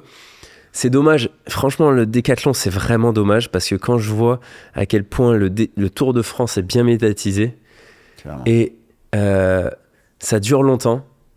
Pendant les étapes, ils ont le temps d'expliquer aux gens. Et donc, tout le monde comprend. Et en fait, le décathlon, c'est pareil. Ouais. Je veux dire, ça dure 2 jours. Si on prenait le temps de diffuser sur France TV, etc., pendant les 2 jours, tout le décathlon, les gens pourraient comprendre très facilement parce que, en fait, c'est sur 2 jours, c'est très long, mais s'ils t'expliquent bien, etc., la comparaison au Tour de France, elle est vraiment... Elle prend vraiment du sens parce qu'il y a des moments où il se passe pas grand-chose, etc. Donc, tu pourrais prendre le temps d'expliquer, je pense. On n'en parle pas assez. Mon père était un fan de décathlon. Mon père, quand je lui ai dit qu'on allait faire une interview ensemble, il était trop content parce qu'il te suit depuis super longtemps. C'est le genre de personne, si tu lui offres des places pour les Olympiques, il va pas venir parce que les fans, ils regardent la télé. Je sais pas. Et bon, il y a des fans mais c'est vrai, les vrais fans, ils sont devant la télé, ils ont un agenda, bam bam, tu vois, ils ont leurs habitudes. Et non, je sais que le décathlon, c'est un sport qui est pas. Je pense qu'on l'explique juste pas assez médiatisé finalement. Mais je pense que ça contribue quand même à ce que ce soit le plus le cas. Non, mais après, c'est comme tout. On en fait qu'un par an. Enfin, on en fait 3 maximum par an. Et c'est sûr que c'est pas un truc où je veux dire, il n'y a pas un match de foot. C'est pas le match de foot du dimanche soir qu'on regarde en famille, quoi. Ouais. C'est sûr. Mais après, sa rareté pourrait faire le fait que ce soit précieux et du coup qu'on ait envie de le regarder. Et c'est ce qui se passe dans les grands championnats, c'est ce qui s'est passé au JO. Au JO, l'athlétisme est pas très médiatisé d'habitude. Les Diamond League, ça marche pas énormément. Ouais, mais cette année, ouais. Et là, les JO, mais c'était n'importe quoi l'athlétisme. Le stade était blindé comme j'ai jamais vu aux Jeux Olympiques. Non, le stade était blindé, vraiment. C'était incroyable. Même pour moi, je suis beaucoup allé dans les matinées, parce qu'on aimait bien l'ambiance des matinées. Ouais. Je pensais que ça allait être à moitié vide. Non, c'était plein, même les matinées. Mais moi, le matin du décathlon, quand j'arrive pour le 100 mètres, donc je vais sur le plateau de France TV, pas pour parler, mais juste pour pas croiser du monde et tout, parce que j'étais encore déçu. Je vois le stade, mais pendant 30 minutes, je suis resté comme ça à regarder, mais j'ai jamais vu autant de monde pour. Il y avait que le décathlon. Hein. Le 100 mètres, il commence toujours avant les autres épreuves. Ah donc, oui, je me souviens. Je pense que c'était la matinée où j'étais là, ouais. Mais le 100 mètres, mais c'était fou. Et là, j'étais là, mais je m'en fous de faire champion olympique, mais alors je voulais juste vivre un 100 mètres dans cette ambiance-là. Ouais, Quoi. je comprends totalement. Comment tu récupères entre les 2 journées sur les gros, notamment aux Olympiques? Tu viens de faire 5 épreuves. Le lendemain, tu sais que tu as 5 épreuves. Pour toi, les plus importantes parce que c'est là où tu es le meilleur. C'est quoi les stratégies que tu as pour récupérer, mais autant sur le plan physique que mental, en fait? Alors oui, il faut aller bien dormir et tout, mais... Déjà, il y a une des 2 épreuves qui fait mal qui est terminée, c'est le 400 mètres. Donc tu finis totalement lactique. Et là, les endorphines, elles sont très hautes. Donc moi, j'ai tendance à vraiment mentalement être heureux. C'est-à-dire que c'est 5 de fête. C'est déjà la moitié de fait, je suis vivant, tout va bien, etc. Et donc un gros relâchement mental, je déconne avec tout le monde et tout, donc ça fait beaucoup de bien. Et après, la récup physique, malheureusement, il n'y a pas de secret, il n'y a pas grand-chose à faire à part... Enfin, le décathlon, je pense, il a été inventé vraiment pour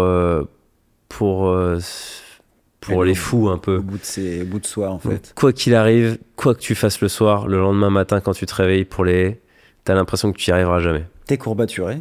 De dingue. Genre tu marches, ça fait mal à certains endroits, ischio. En fait, c'est pas forcément courbaturé, c'est pas forcément les muscles, c'est plutôt les joints, les chevilles, les articulations. Okay. C'est ça, quand tu fais limite, moi, jour du décathlon, du record du monde, je me rappelle qu'avant le 110 mètres haie, j'ai pas réussi à faire un seul exercice sans avoir mal de partout. Ah ouais, à ce point-là. Vraiment. Et j'étais là, je disais, mais bon. Et en fait, t'attends que l'euphorie remonte. Et dès que l'adrénaline remonte au début quand il te dit à vos marques, etc., là, t'as un truc qui monte et tu fais, bon, c'est parti. C'est l'ambiance qui galvanise et qui te porte. Exactement. Ouais, ça doit être vraiment quelque chose, là, de repartir sur ce... C'est vrai que le premier pas le matin, tu dois te dire, est-ce que vraiment je pars sur une deuxième journée? C'est ça. Ouais.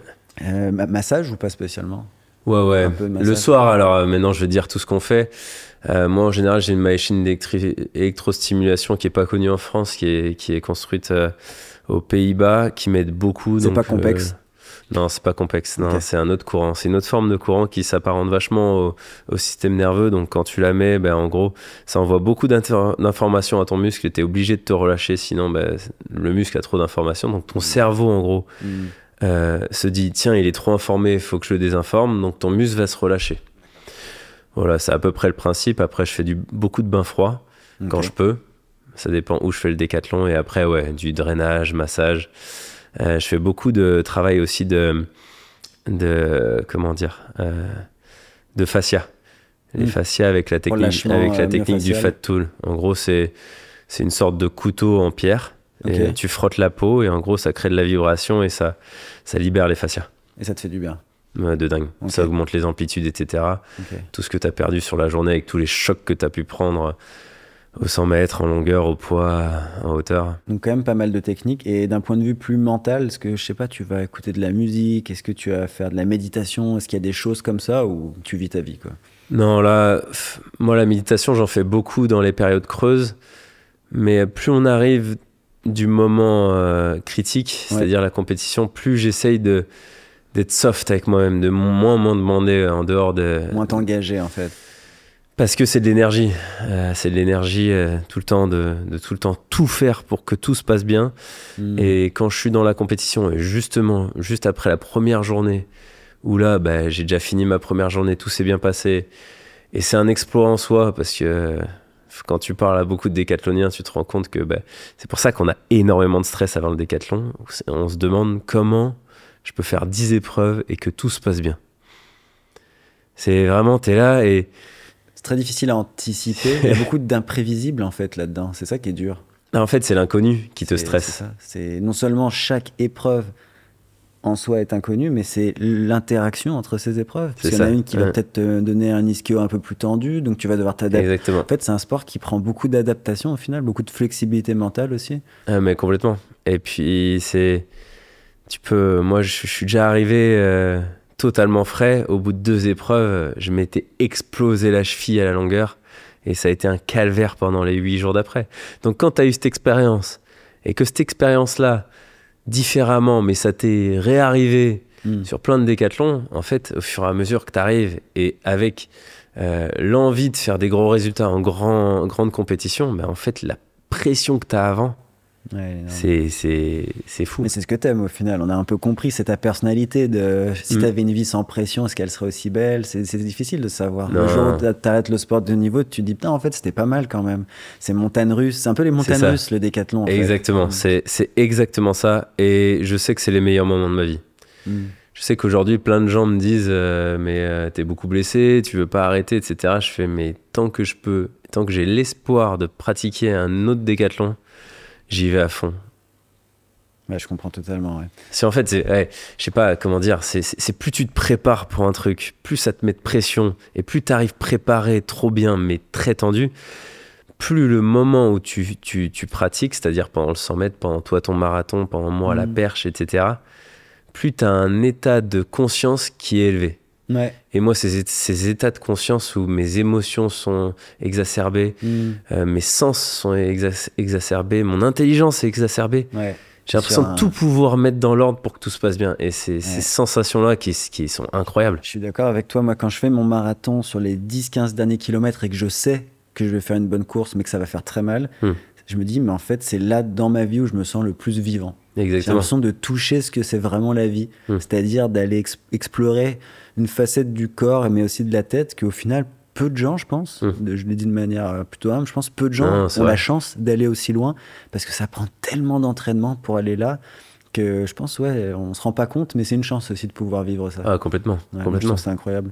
Est-ce que tu as déjà vu un préparateur mental pour optimiser un peu ces capacités-là Alors, j'ai un problème avec les préparateurs mentaux. J'ai eu des mauvaises expériences quand j'étais jeune. Okay. J'en ai vu plusieurs et j'avais plus de problèmes en sortant que j'en avais en rentrant. Et donc, j'ai arrêté et tout s'est bien passé jusqu'à aujourd'hui. Et mon seul problème en soi aujourd'hui, c'est les blessures. C'est pas la technique, c'est pas mon mental, c'est les blessures. Maintenant, je me demande, est-ce que le fait d'être mieux préparé mentalement pourrait pas aider pour les blessures? Donc, je suis en train de réenvisager d'en prendre un. Oui, c'est vrai qu'il peut y avoir... Moi, c'est mon domaine, je suis un doctorat en psychologie là, du sport. Et il y a des liens très indirects quand même entre... et moi, quand je dis mental, c'est même des fois, ça peut avoir attrait à la personnalité. Tu vois, je prends un exemple pour moi. La gestion des émotions. Je suis quelqu'un qui est vite frustré. Quand la frustration arrive, elle reste là et des fois, elle part pas. Je sais que ça peut m'empêcher des fois de performer à mon meilleur sur marathon, tu vois, parce qu'il faut être zen sur marathon. Il faut avoir une belle économie de course et pour ça, il faut que la tête soit zen. Puis, tu vois, j'imagine dans ton sport, tout à l'heure, tu parlais du niveau d'activation avant la course. Tu vois, ça, c'est un truc hyper mental et tout. Mais je comprends que si tu as eu des expériences un peu négatives en préparation mentale, tu n'as pas nécessairement envie, tu as des attentes maintenant qui sont un peu... le fait est que ça a marché sans, en fait. Et j'ai pas envie de faire quelque chose qui fera que ça marche plus. Ouais. Donc, mais aujourd'hui, mon plus gros problème, c'est les blessures. Donc, il faut envisager tout, en fait. Exactement. Et puis, je suis ouvert. Encore une fois, là, c'est que l'ego. Si tu dis que t'as pas besoin de préparateur physique, non, préparateur mental. J'envisage le fait de le faire. Maintenant, savoir si j'en ai vraiment besoin, en fait, je le verrai directement avec lui. Tu le verras, ouais. Au pire, t'as rien à perdre. Enfin, t'as peu à perdre. Oui. Peu d'argent. C'est sûr. C'est pas grand-chose. J'aimerais comprendre un peu plus sur l'entraînement décathlon. Ça ressemble à quoi une semaine type d'entraînement? Puis là, je sais que ça va énormément dépendre du moment de la saison. Mais mettons 10-15 semaines avant les Olympiques, quand on commence à avoir beaucoup de volume, ça ressemble à quoi? Parce que triathlon, c'est un truc de fou. Mais là, on a 10 sports. Alors j'imagine que c'est encore pire. Ouais, mais c'est pas comme tous les sports de demi-fond où tu cherches à mettre du volume pour créer de la capacité d'endurance, etc. Là, si tu fais le plus de sprint possible, déjà tes chances de te blesser, c'est pratiquement du 100%. Mais en plus, tu vas être dans une forme de surentraînement et tu vas pas activer ton système nerveux comme tu as envie de l'activer. Tu vas faire des moins bons temps à l'entraînement, donc tu vas perdre en confiance. Donc c'est vraiment trouver... moi, vraiment, l'entraînement, c'est trouver la capacité de s'entraîner à 100% le plus haut possible d'un point de vue nerveux dans les sports d'explosivité. Hein. Et le faire le plus possible. En sachant que dès que tu commences à être trop fatigué, ça sert à rien de faire un sprint. Donc c'est du travail qualitatif. Exactement. En fait. C'est vrai que tu parles de système nerveux, c'est intéressant parce qu'on sait que tous les sports puissance, max et tout, ça va être beaucoup plus fatigant sur le système nerveux. C'est ça. C'est une fatigue très différente de la fatigue d'endurance. Et du coup, tu fais combien de sports par jour en moyenne ? En moyenne, on va dire que dans une semaine, après moi, moi je m'entraîne moins que les autres décathloniens. D'accord. Parce que j'ai une capacité d'apprentissage dans les lancers, dans les sauts qui est un peu plus élevée que les autres. Donc j'arrive à faire des séances qui durent maximum 1h30, 2h, à part quand c'est de la perche où ça dure un peu plus longtemps. Et on va dire que le matin, je fais 1h30, 2h où je fais 2 épreuves. Une course à lancer, un saut à lancer, une course, un saut. Ou alors je fais un saut, puis une séance d'aérobie. Donc tu mélanges quand même les sports, t'as pas le choix en fait. Il faut savoir une chose, c'est que le cerveau, il est très bien fait. Quand tu lui fais faire quelque chose, il s'adapte à cette chose et c'est très difficile de lui faire faire un geste totalement différent très vite dans la foulée. Ce que tu dois faire au décathlon. L'inverse du décathlon. Ouais, ok. Donc travailler la transition, c'est-à-dire que quand tu fais des haies et qu'une demi-heure après tu as le disque, c'est ce qui se passe dans un décathlon, et ben regarde les 2 gestes, c'est absolument pas la même chose.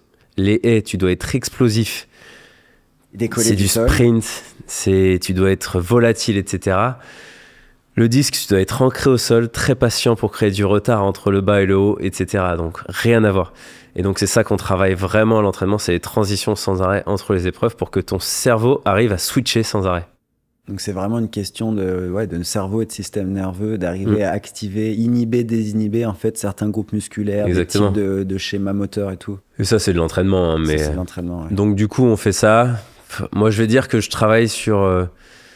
je fais 2 jours d'entraînement où je fais séance d'athlé le matin, muscu l'après-midi. Le lendemain matin, je fais une séance d'athlé. Là, l'après-midi, je repos. Après un jour de repos, le soir, je fais mes étirements pour repréparer les 2 jours d'après et ainsi de suite. Ça fait des charges de combien d'heures à peu près par semaine ? 15, 20, 10 ? En fait, le truc, c'est que je peux pas compter les heures comme vous comptez dans le demi-fond. Parce que je passe un temps énorme en muscu. Mais énorme, c'est-à-dire que des fois, je me mets même devant ma télé pour faire les exos parce que ça dure trop longtemps pour gérer mes blessures. Ça peut durer quoi, plus d'1h30, 2 heures, une séance ? Quand je me suis blessé juste avant les JO, ça durait pratiquement 6 heures par jour. Ah ouais.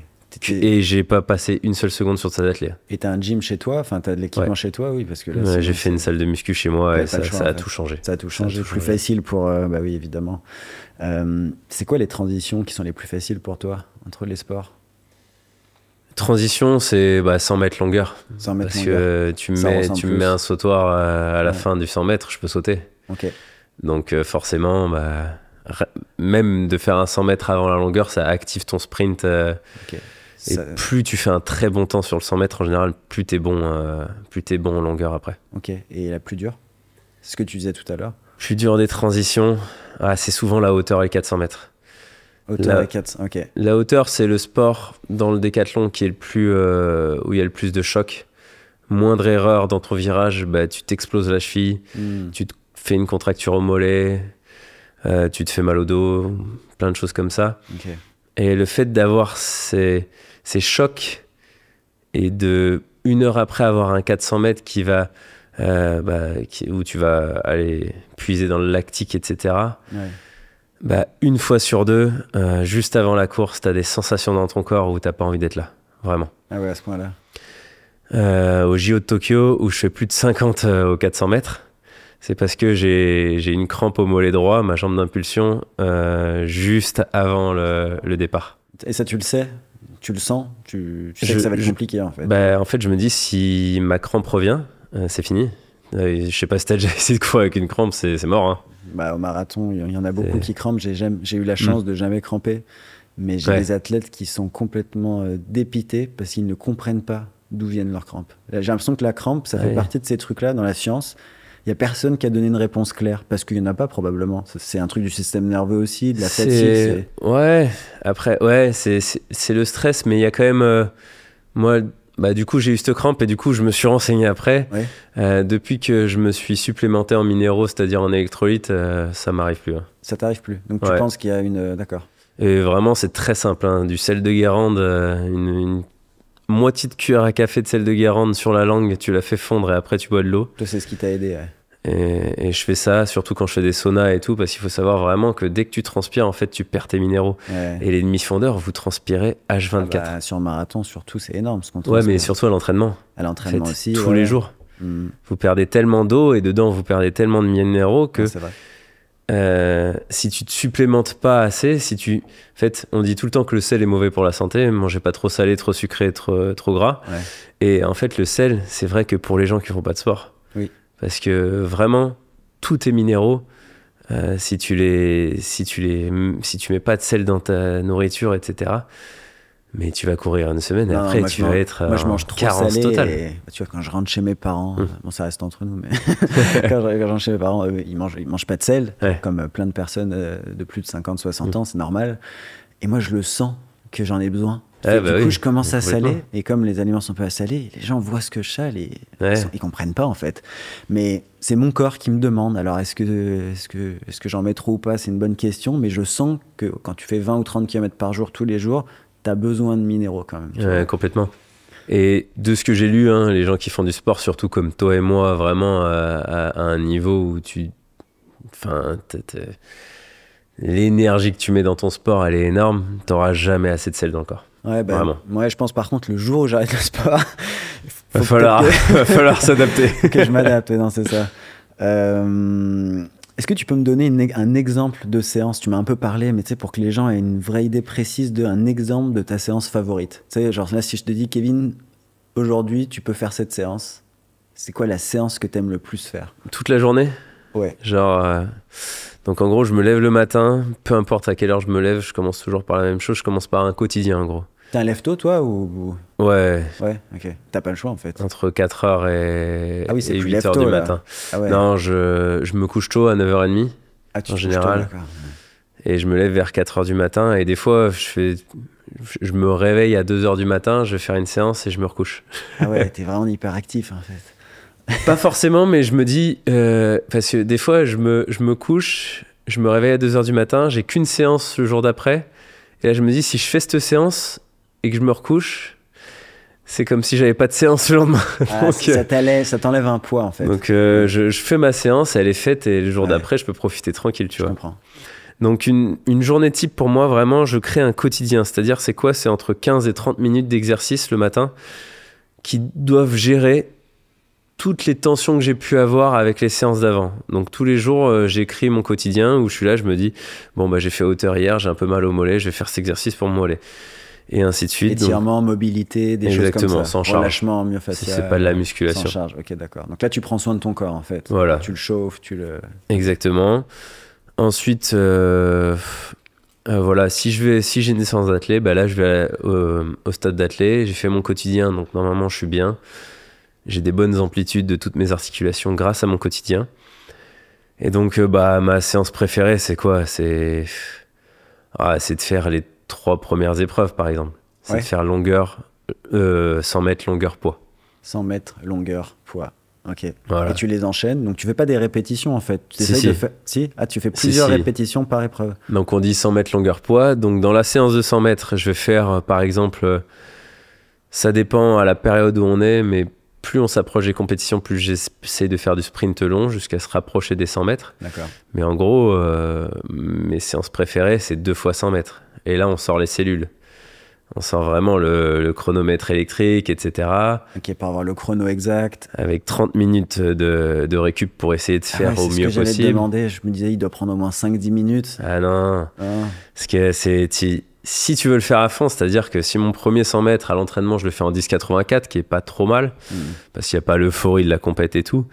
Le deuxième, si je le fais en moins de 11, c'est déjà très très bien. Avec 30 minutes de repos. Et c'est quoi le meilleur chrono sur 100 mètres que tu aies fait à l'entraînement? 10,82.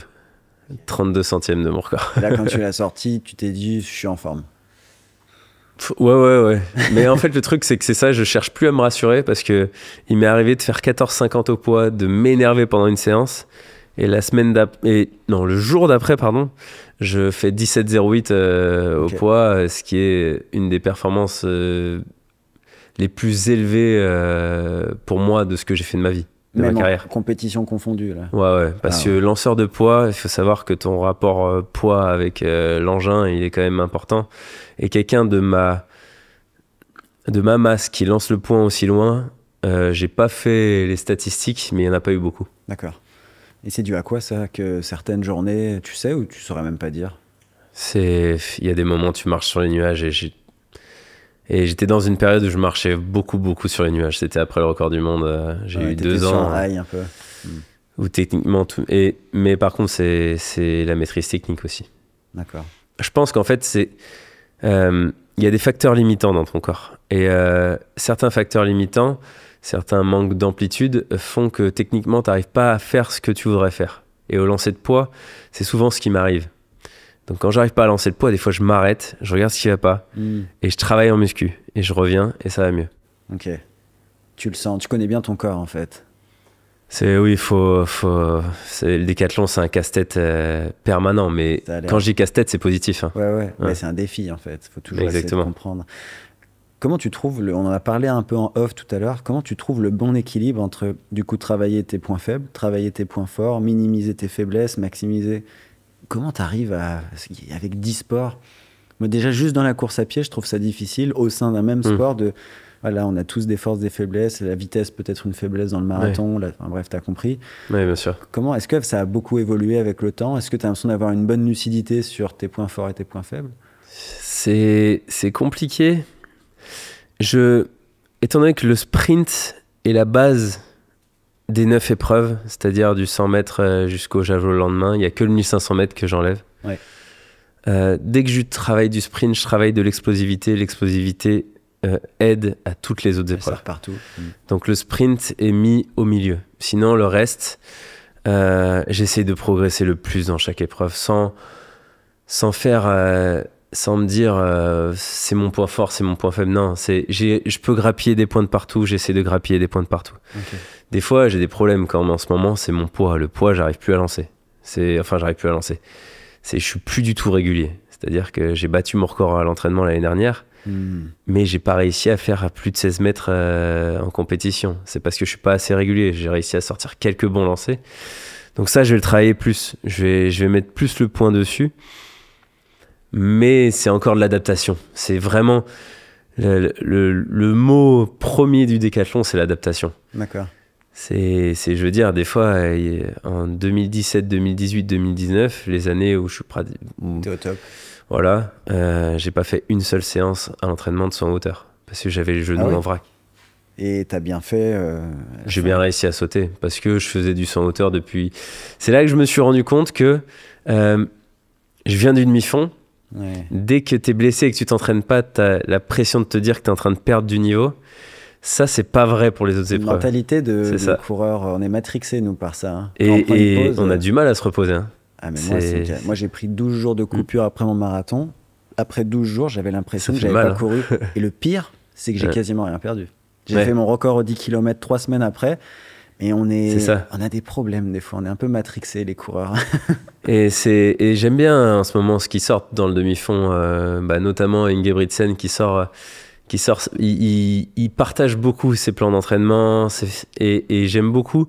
Et on se rend compte vraiment que il se force à se reposer. Bon, même si on est d'accord que c'est pas non plus. C'est le meilleur exemple. C'est pas n'importe quoi, mais quand tu regardes ses battements par minute, etc., tu sens qu'il se met pas dans le rouge tous les jours. Non, alors non, pas du tout. Il s'entraîne beaucoup.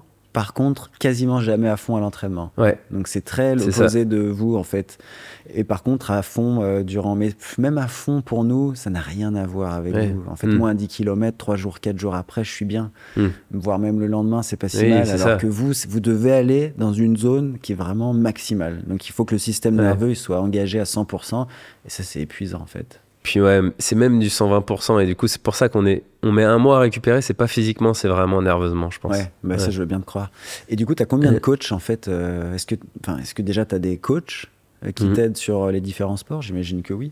Alors j'ai eu des coachs, ouais. En fait, le truc c'est que j'ai toujours eu un coach pour le décathlon, donc il me coachait sur toutes les épreuves et ensuite on allait voir des spécialistes à droite à gauche. C'est le chef de projet et il va aller prendre des techniciens. Exactement. Okay. Enfin, des après, il s'avère que j'ai eu des prédispositions vis-à-vis de l'analyse technique assez rapidement et mes coachs ont eu l'intelligence de me laisser de plus en plus gérer mon approche technique. Ok. Donc je prenais des conseils et vraiment ma force a été que je suis une sangsue de l'information. C'est-à-dire que dès que je vois quelqu'un qui connaît plus que moi, bah, je vais lui aspirer ses connaissances jusqu'à la moelle. En fait, c'est ça, hein, le job d'un décathlonien finalement. Ouais. Vu que tu pourras jamais tout savoir, il y a tellement de choses à savoir que tu dois aller... Tu as développé un gros réseau. Du coup, on n'a pas trop parlé de l'INSEP, mais est-ce que tu t'es entraîné un peu à l'INSEP? Est-ce que tu as fait un petit peu des collaborations avec l'INSEP? Oui, bien sûr. Ouais. Bien sûr. Bon, l'INSEP, les coachs d'athlétisme qui s'entraînent là-bas. Ouais. Bon, clairement, hein, je suis allé à la Perche à Clermont pour voir le coach de Renaud et Renaud. Je sautais avec eux. Tu le connais un petit peu? Je vais à Lyon pour lancer. Oui, on se connaît très bien. Il pense quoi de ta perche? Qu'est-ce qu'il dit, lui, de ta perche? Ouais, il se fout de ma gueule. Il aime bien se foutre de la gueule des gens. Il donne des conseils? Ah ouais, non, il me donne plein de conseils. Il me donne plein de conseils et il m'a beaucoup aidé. Son coach, notamment aussi, Philippe Dancos, m'a beaucoup aidé. Et à chaque fois que je suis en grand championnat, étant donné que Philippe est là, c'est lui qui me coach durant la compétition. Donc mon coach se met en retrait. Ils sont tous les deux ensemble et c'est Philippe qui vient me parler. Ok. Et tu sens des fois, c'est terrible comme question, mais le syndrome de l'imposteur quand tu vas voir un spécialiste de la perche comme Renaud, parce que toi tu fais de la perche, est-ce que tu te sens un petit peu, ou non, t'assumes, t'es un décathlonien, du coup c'est normal? Pas du tout, ouais. Ouais, il faut, hein, sinon c'est impossible, quoi. J'ai pas le profil du sportif normal, je sais pas, je suis pas mauvais perdant. Je suis pas rageux, en fait. Je déteste pas être avec quelqu'un de plus fort que moi. Au contraire, j'adore ça. Et du coup, quand je suis avec Renaud et qu'il saute et que je le vois et qu'il me donne des conseils, mais ça m'inspire tellement. C'est des séances qui en valent 18. Oui, bah oui. Donc non, je prends ce qu'il y a à apprendre et j'ai aucun regret là-dessus. Et j'ai pas de syndrome de l'imposteur ou quoi. Au contraire, je suis refait d'être là. Okay. Je suis trop content. Et quand je fais des séances avec Pascal Martino-Lagarde sur les, c'est pareil. Sauf que Pascal, des fois, il est pas en forme et moi, je suis en forme de dingue. Donc des fois, je le fume à l'entraînement. Ça doit être cool. C'est cool. Mais par contre, je comprends pas pourquoi il fait 50 centièmes de moins que moi après, à la compète d'après. Ouais, parce que le mec, Puis il est avec des adversaires plus forts. Mais non, aussi. mais il était juste dans sa période d'entraînement où il est au bout du rouleau. Okay. Donc en fait... Tu l'as pris au moment où c'était le plus... C'est ça, voilà. Ça ressemble à quoi ton volume de course à pied? Est-ce que tu pars faire des jogs des fois, des footings faciles en fait? Alors pendant de 2014 à 2024, je n'ai pas fait un seul footing de ma vie. D'accord. C'est-à-dire que ça consistait le travail du 1500. C'est-à-dire que moi je pars du principe que tu dis pas à un guépard d'aller faire un footing avant de faire son sprint pour les chasser. Donc en gros, si j'ai pas de douleur, mon sprint, je peux le faire directement. Okay. Donc quand j'ai fait mon quotidien, je suis prêt pour faire du sprint. D'accord. Il faut savoir que plus tu fais du footing, plus tu fais ci, plus tu fais ça, c'est dans des amplitudes qui sont pas du tout les mêmes que lors d'un sprint. Ton système nerveux s'adapte à ça, donc c'est pas bénéfique pour ton sprint. D'accord. Donc voilà ma logique. C'est ma logique. Et les autres décathloniens, est-ce qu'ils font des footings aussi ou c'est vraiment universel? C'est que moi. Je pense que c'est que moi. Tu penses qu'il y en a qui font vraiment des footings faciles? C'est pour ça que j'ai autant progressé au sprint. Hein. Et c'est pour ça que... après, voilà, il y en a qui ont des dispositions. Je veux dire, Damien Warner et Ashton Eaton, quand ils ont commencé le décathlon, en un an, ils ont fait 10-20 au 100 mètres. Moi, j'ai mis 14 ans de prépa physique à faire 10-50 au 100 mètres. Okay. Et j'étais à 11-70 quand j'ai commencé. Donc... Ouais. Il y a des prédispositions physiques où eux, ils peuvent travailler un peu plus le demi-fond en étant fort au sprint, alors que moi, je pars de très loin en sprint. Donc, si je veux être bon décathlonien, à un moment donné, il va falloir que je fasse une croix sur le demi-fond. Ouais. Et c'est ce que j'ai fait. Mais là, j'avoue que mon dernier 1500 mètres à Rome, où j'ai fait 4,55 et que j'ai eu aucune sensation et que j'avais l'impression de m'écrouler à chaque foulée, ça m'a tué. Donc, j'ai réfléchi. Et donc, j'ai voulu redevenir un peu plus fort au demi-fond en prenant le moins de temps possible, le moins d'énergie possible, et que ce soit le moins,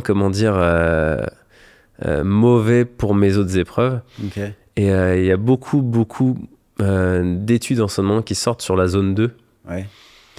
Et donc, je suis en train d'essayer. Donc là, tu vas peut-être aller faire un petit footing de 30 minutes En zone 2, voilà. Quoi, 5,5, 5,30 Mais non, même pas. c'est catastrophique parce que je suis sprinter. En fait, le truc, Je m'en c'est que... rends pas compte, là. En fait, le truc, tu vois, c'est que quand je fais de l'allure 4,30 au 1500 mètres, je fais on va dire un 5 x 400 mètres, une spé 1500 à peu près normale. Je monte à 183, 185. Mais quand je suis à 5,30, je monte à 170.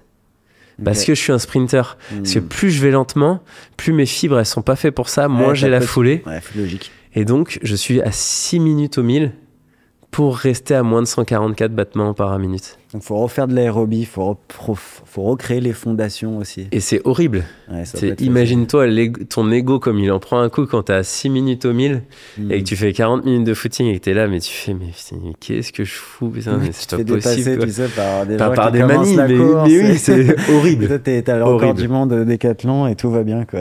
Horrible. Comme tu as dit, l'ego, faut le mettre de côté si c'est pour ton bien d'athlète. Est-ce que tu as déjà envisagé, après ton décathlon, parce qu'on a bien compris que c'était un peu antinomique, mais de faire un semi-marathon, un marathon, est-ce que c'est un truc que tu as envie de tester un jour ou pas spécialement? Dès que j'arrête le décathlon en soi, j'aurais plus cette idée de me dire que l'endurance est mauvais pour moi. Parce que j'aurais arrêté le décathlon, donc ça va. Mais moi, j'aime beaucoup ça. En fait, j'ai eu des sensations quand j'étais jeune où tu sais, quand tu sens que tu es au bout du rouleau, mais que tu peux continuer à accélérer. Ouais. Et ben ça, c'était la meilleure sensation que j'ai eue de ma vie en demi-fond, où je faisais un 1500 mètres, il me restait 400 mètres. Je sentais que j'avais plus rien, mais j'étais un robot et je pouvais continuer à pousser plus, à y aller plus. Et ça, je le ressens plus du tout. Moi, quand j'explose dans un 1500 mètres, maintenant, c'est l'hécatombe, c'est la descente aux enfers. Ouais. Et ça, moi, je veux le ressentir. Et j'ai regardé plein d'intérieurs sport, notamment l'intérieur sport qui parle de l'Otilo, où tu es en binôme et tu fais nage et course. Ok, nage-course. Tu sais, où tu as ton pool boy avec un élastique. Et il y a plein de choses comme ça, en fait. Moi, j'adore les grands challenges. Donc, les gros défis, quoi. Ce qui est sûr, c'est que j'aurai un gros challenge. Après, j'aime beaucoup le basket aussi, donc pourquoi pas me mettre au basket, je sais pas encore. En tout cas, c'est pas les idées qui manquent, j'ai l'impression. Ouais, non. Puis juste au niveau des blessures, aujourd'hui, est-ce que tu as l'impression qu'il y a des choses que tu aurais pu faire différemment avec le recul, avec toute l'expérience que tu as, ou aujourd'hui, tu es comme, non, c'est normal, les blessures, ça fait partie du décathlon, ou tu vois? Le problème des blessures, c'est que c'est jamais la même que la précédente. Donc, tu peux jamais regretter de t'être blessé et te dire j'aurais pu faire ça, j'aurais pu faire ci. Ouais. Mais par contre, comment faire pour plus que ça arrive? Et ce qui est assez bien avec moi, c'est que ça n'a jamais été la même, à part un endroit où j'ai un problème et que j'ai du mal, c'est ma jambe gauche, là où ça a pété l'année dernière. Où ça fait depuis 10 ans que j'en bave, et bien sûr, quand il y a un problème qui reste, c'est de pire en pire. Mais toutes les autres, j'ai réussi à apprendre et à savoir ce qu'il fallait faire pour que ce problème soit plus là plus tard. Mais je veux dire, en fait, le problème, non, j'ai pas de regrets sur mes blessures dans le sens où il y a jamais quelque chose où j'y suis allé en me disant ça va péter. D'accord. J'ai toujours fait avec mon expérience, j'ai toujours su m'arrêter à des moments où je savais qu'il fallait que je m'arrête. Mais les nouveaux trucs, je sais pas. Et puis au décathlon, en 2022, je fais mon 3e essai au javelot juste avant d'être champion du monde à Eugene. Je me dis, je veux faire 75 mètres, je fais n'importe quoi, je m'explose l'épaule, j'en ai eu pour 2 ans. Ouais. Donc en fait, c'est tellement des sports qui créent des tensions. Une erreur technique va durer 2 ans. Ouais, c'est terrible en fait. Un saut, un lancer. On se rend pas compte, nous, parce que nous, on peut pas arriver à ce genre de... Tu vois, même si on tape notre plus beau sprint au marathon, c'est pas impressionnant. Non, mais vous... tu vois. C'est différent, hein, parce qu'il faut savoir une chose, c'est qu'un petit problème avec vous peut se transformer en très gros problème parce que c'est pas violent, Mais c'est tout Mais le il y a temps. beaucoup de répétitions. Ça, 100%, t'as raison. S'il y a une petite, mais j'ai l'impression qu'il y a quand même énormément plus de blessures dans les sports d'explosivité. Oui, bien sûr. Moi, ça fait 3 ou 4 ans que je me suis pas blessé une fois Ouais. en courant 7000 km par an. Tu vois, J'ai des frissons de bonheur quand tu mais dis ça. vraiment, et en vrai, peu importe le niveau que j'atteins, juste le fait de pouvoir m'entraîner, je m'en rends compte, hein, pendant à toi et à plein d'autres gens qui se blessent. La blessure, c'est vraiment, quand tu te blesses, tu te dis, mais quelle chance de pouvoir s'entraîner. Et moi, des fois, je pense au fait de me blesser pour me rendre compte que j'ai de la chance. Tu vois, c'est ce que je veux dire. Des fois, il ne faut pas oublier que c'est une chance, en fait, d'être déjà en santé. Pour acquis, ouais. Exactement. Et t'en es où en ce moment? On n'a pas trop parlé, mais est-ce que là, ça va bien? Est-ce que tu te réentraînes? Tu fais beaucoup de muscu, j'ai cru comprendre. Ouais, en ce moment, j'ai vraiment... Paris, ça a été la course. Paris 2024, ça a été la course parce que j'étais pas qualifié. Je voulais me qualifier le plus tôt possible. Ça n'a pas marché. Je me suis blessé. Ça a été catastrophique. Je prenais jamais assez le temps vis-à-vis de la blessure pour revenir parce que je voulais me qualifier. Et cette année, je me suis dit, tous mes problèmes, je les règle. Et tant que je les ai pas réglés, je passerai pas à autre chose. Et tu vois, ce qui est bizarre, hein, ce qui est fou, c'est que 15 jours après les Jeux de Paris, après le décathlon des Jeux de Paris, je jouais au beach volley, je jouais au basket, je courais, je faisais des footings. Pas de douleur. Pas de douleur. Ce sport, c'est là que je me dis que je fais vraiment un sport de con parce que j'ai pas pu faire plus de 20 mètres de sprint à 80% le jour du décathlon des JO. Du coup, tu crois qu'il y a un truc psychophysiologique là-dedans ou non, c'est juste vraiment un mauvais timing? Non, c'est une histoire d'intensité. Okay, une histoire c'est juste que quand je joue au beach volley et que je fais une impulsion de pied, c'est pas du tout pareil que de faire un... T'es en loisir, c'est pas pareil que de faire un saut en longueur où t'arrives à allure max. En fait. C'est frustrant. Et en fait, je me rends compte que tous les sports, toutes les blessures que j'ai eues, 70% de ces blessures, j'aurais pu pratiquer pratiquement tous les sports, sauf faire un sprint, faire un saut en longueur. Tout ce qui demande de s'exprimer à 100%.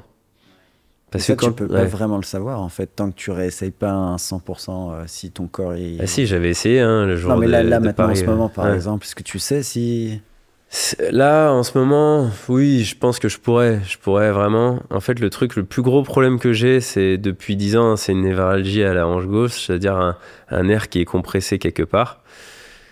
J'ai enfin pris le temps de le faire, et ça fait 6 mois que je travaille quand même, tous les jours. Le même exercice, insupportable.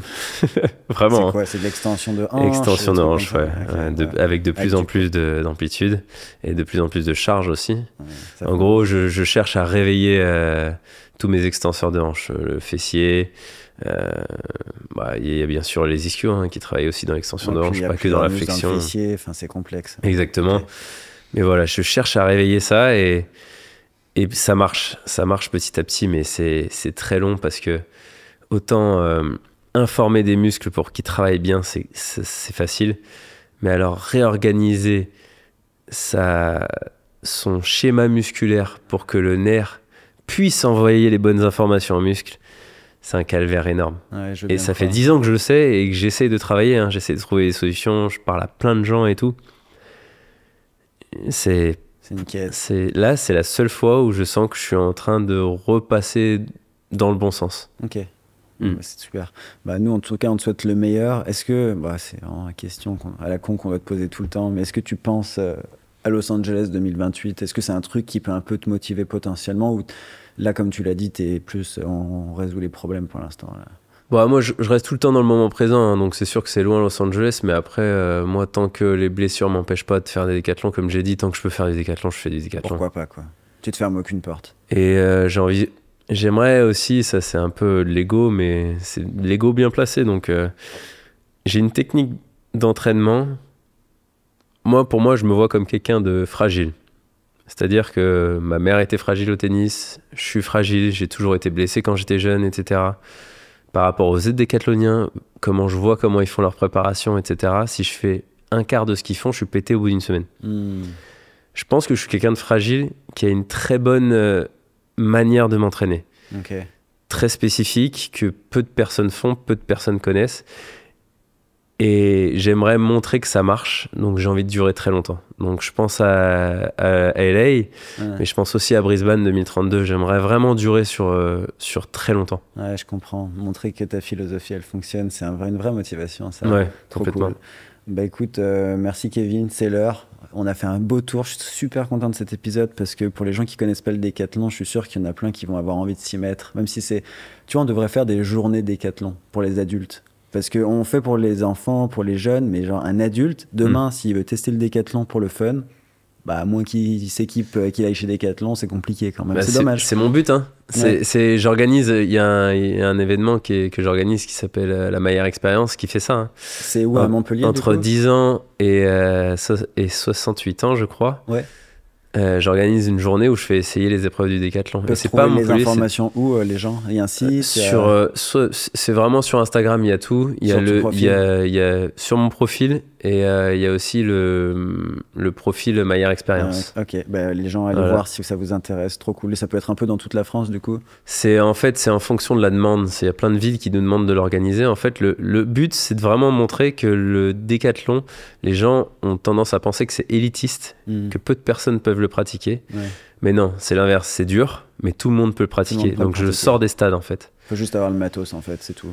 Ouais, et puis je l'organise sur les places de ville, à la plage, où on fait les 10 épreuves, mais vraiment en mode cool, où je leur apprends la technique vite fait, etc. Mais le but, c'est vraiment qu'à la fin de la journée, ils aient fait un décathlon entier. On termine par une course de demi-fond, et à la fin, ils sont trop contents, ils ont leur diplôme et tout. Et toi, t'es sur place souvent ou pas tout le temps? Ouais, toujours. Toujours sur place. Après, le problème, c'est que j'arrive pas à faire les choses à moitié. Donc, quand j'y suis, je fais des démos dans tous les sens, etc. En fait. Je suis explosé. Ouais, tu m'étonnes. Donc, pendant ma carrière, c'est dur. Ouais, je comprends. Mais merci beaucoup, Kevin. C'était trop cool. L'épisode touche à sa fin. Du coup, merci de nous écouter en si grand nombre. C'est dispo sur YouTube. Donc, tu vas pouvoir le revoir si tu as envie sur YouTube, l'envoyer à tes amis et tout. Et aussi en audio, Spotify, Apple Podcasts, Deezer, Google Podcasts, etc. Encore un grand merci pour ton temps, Kevin. Je sais que c'est précieux, surtout en ce moment avec la muscu qui t'attend.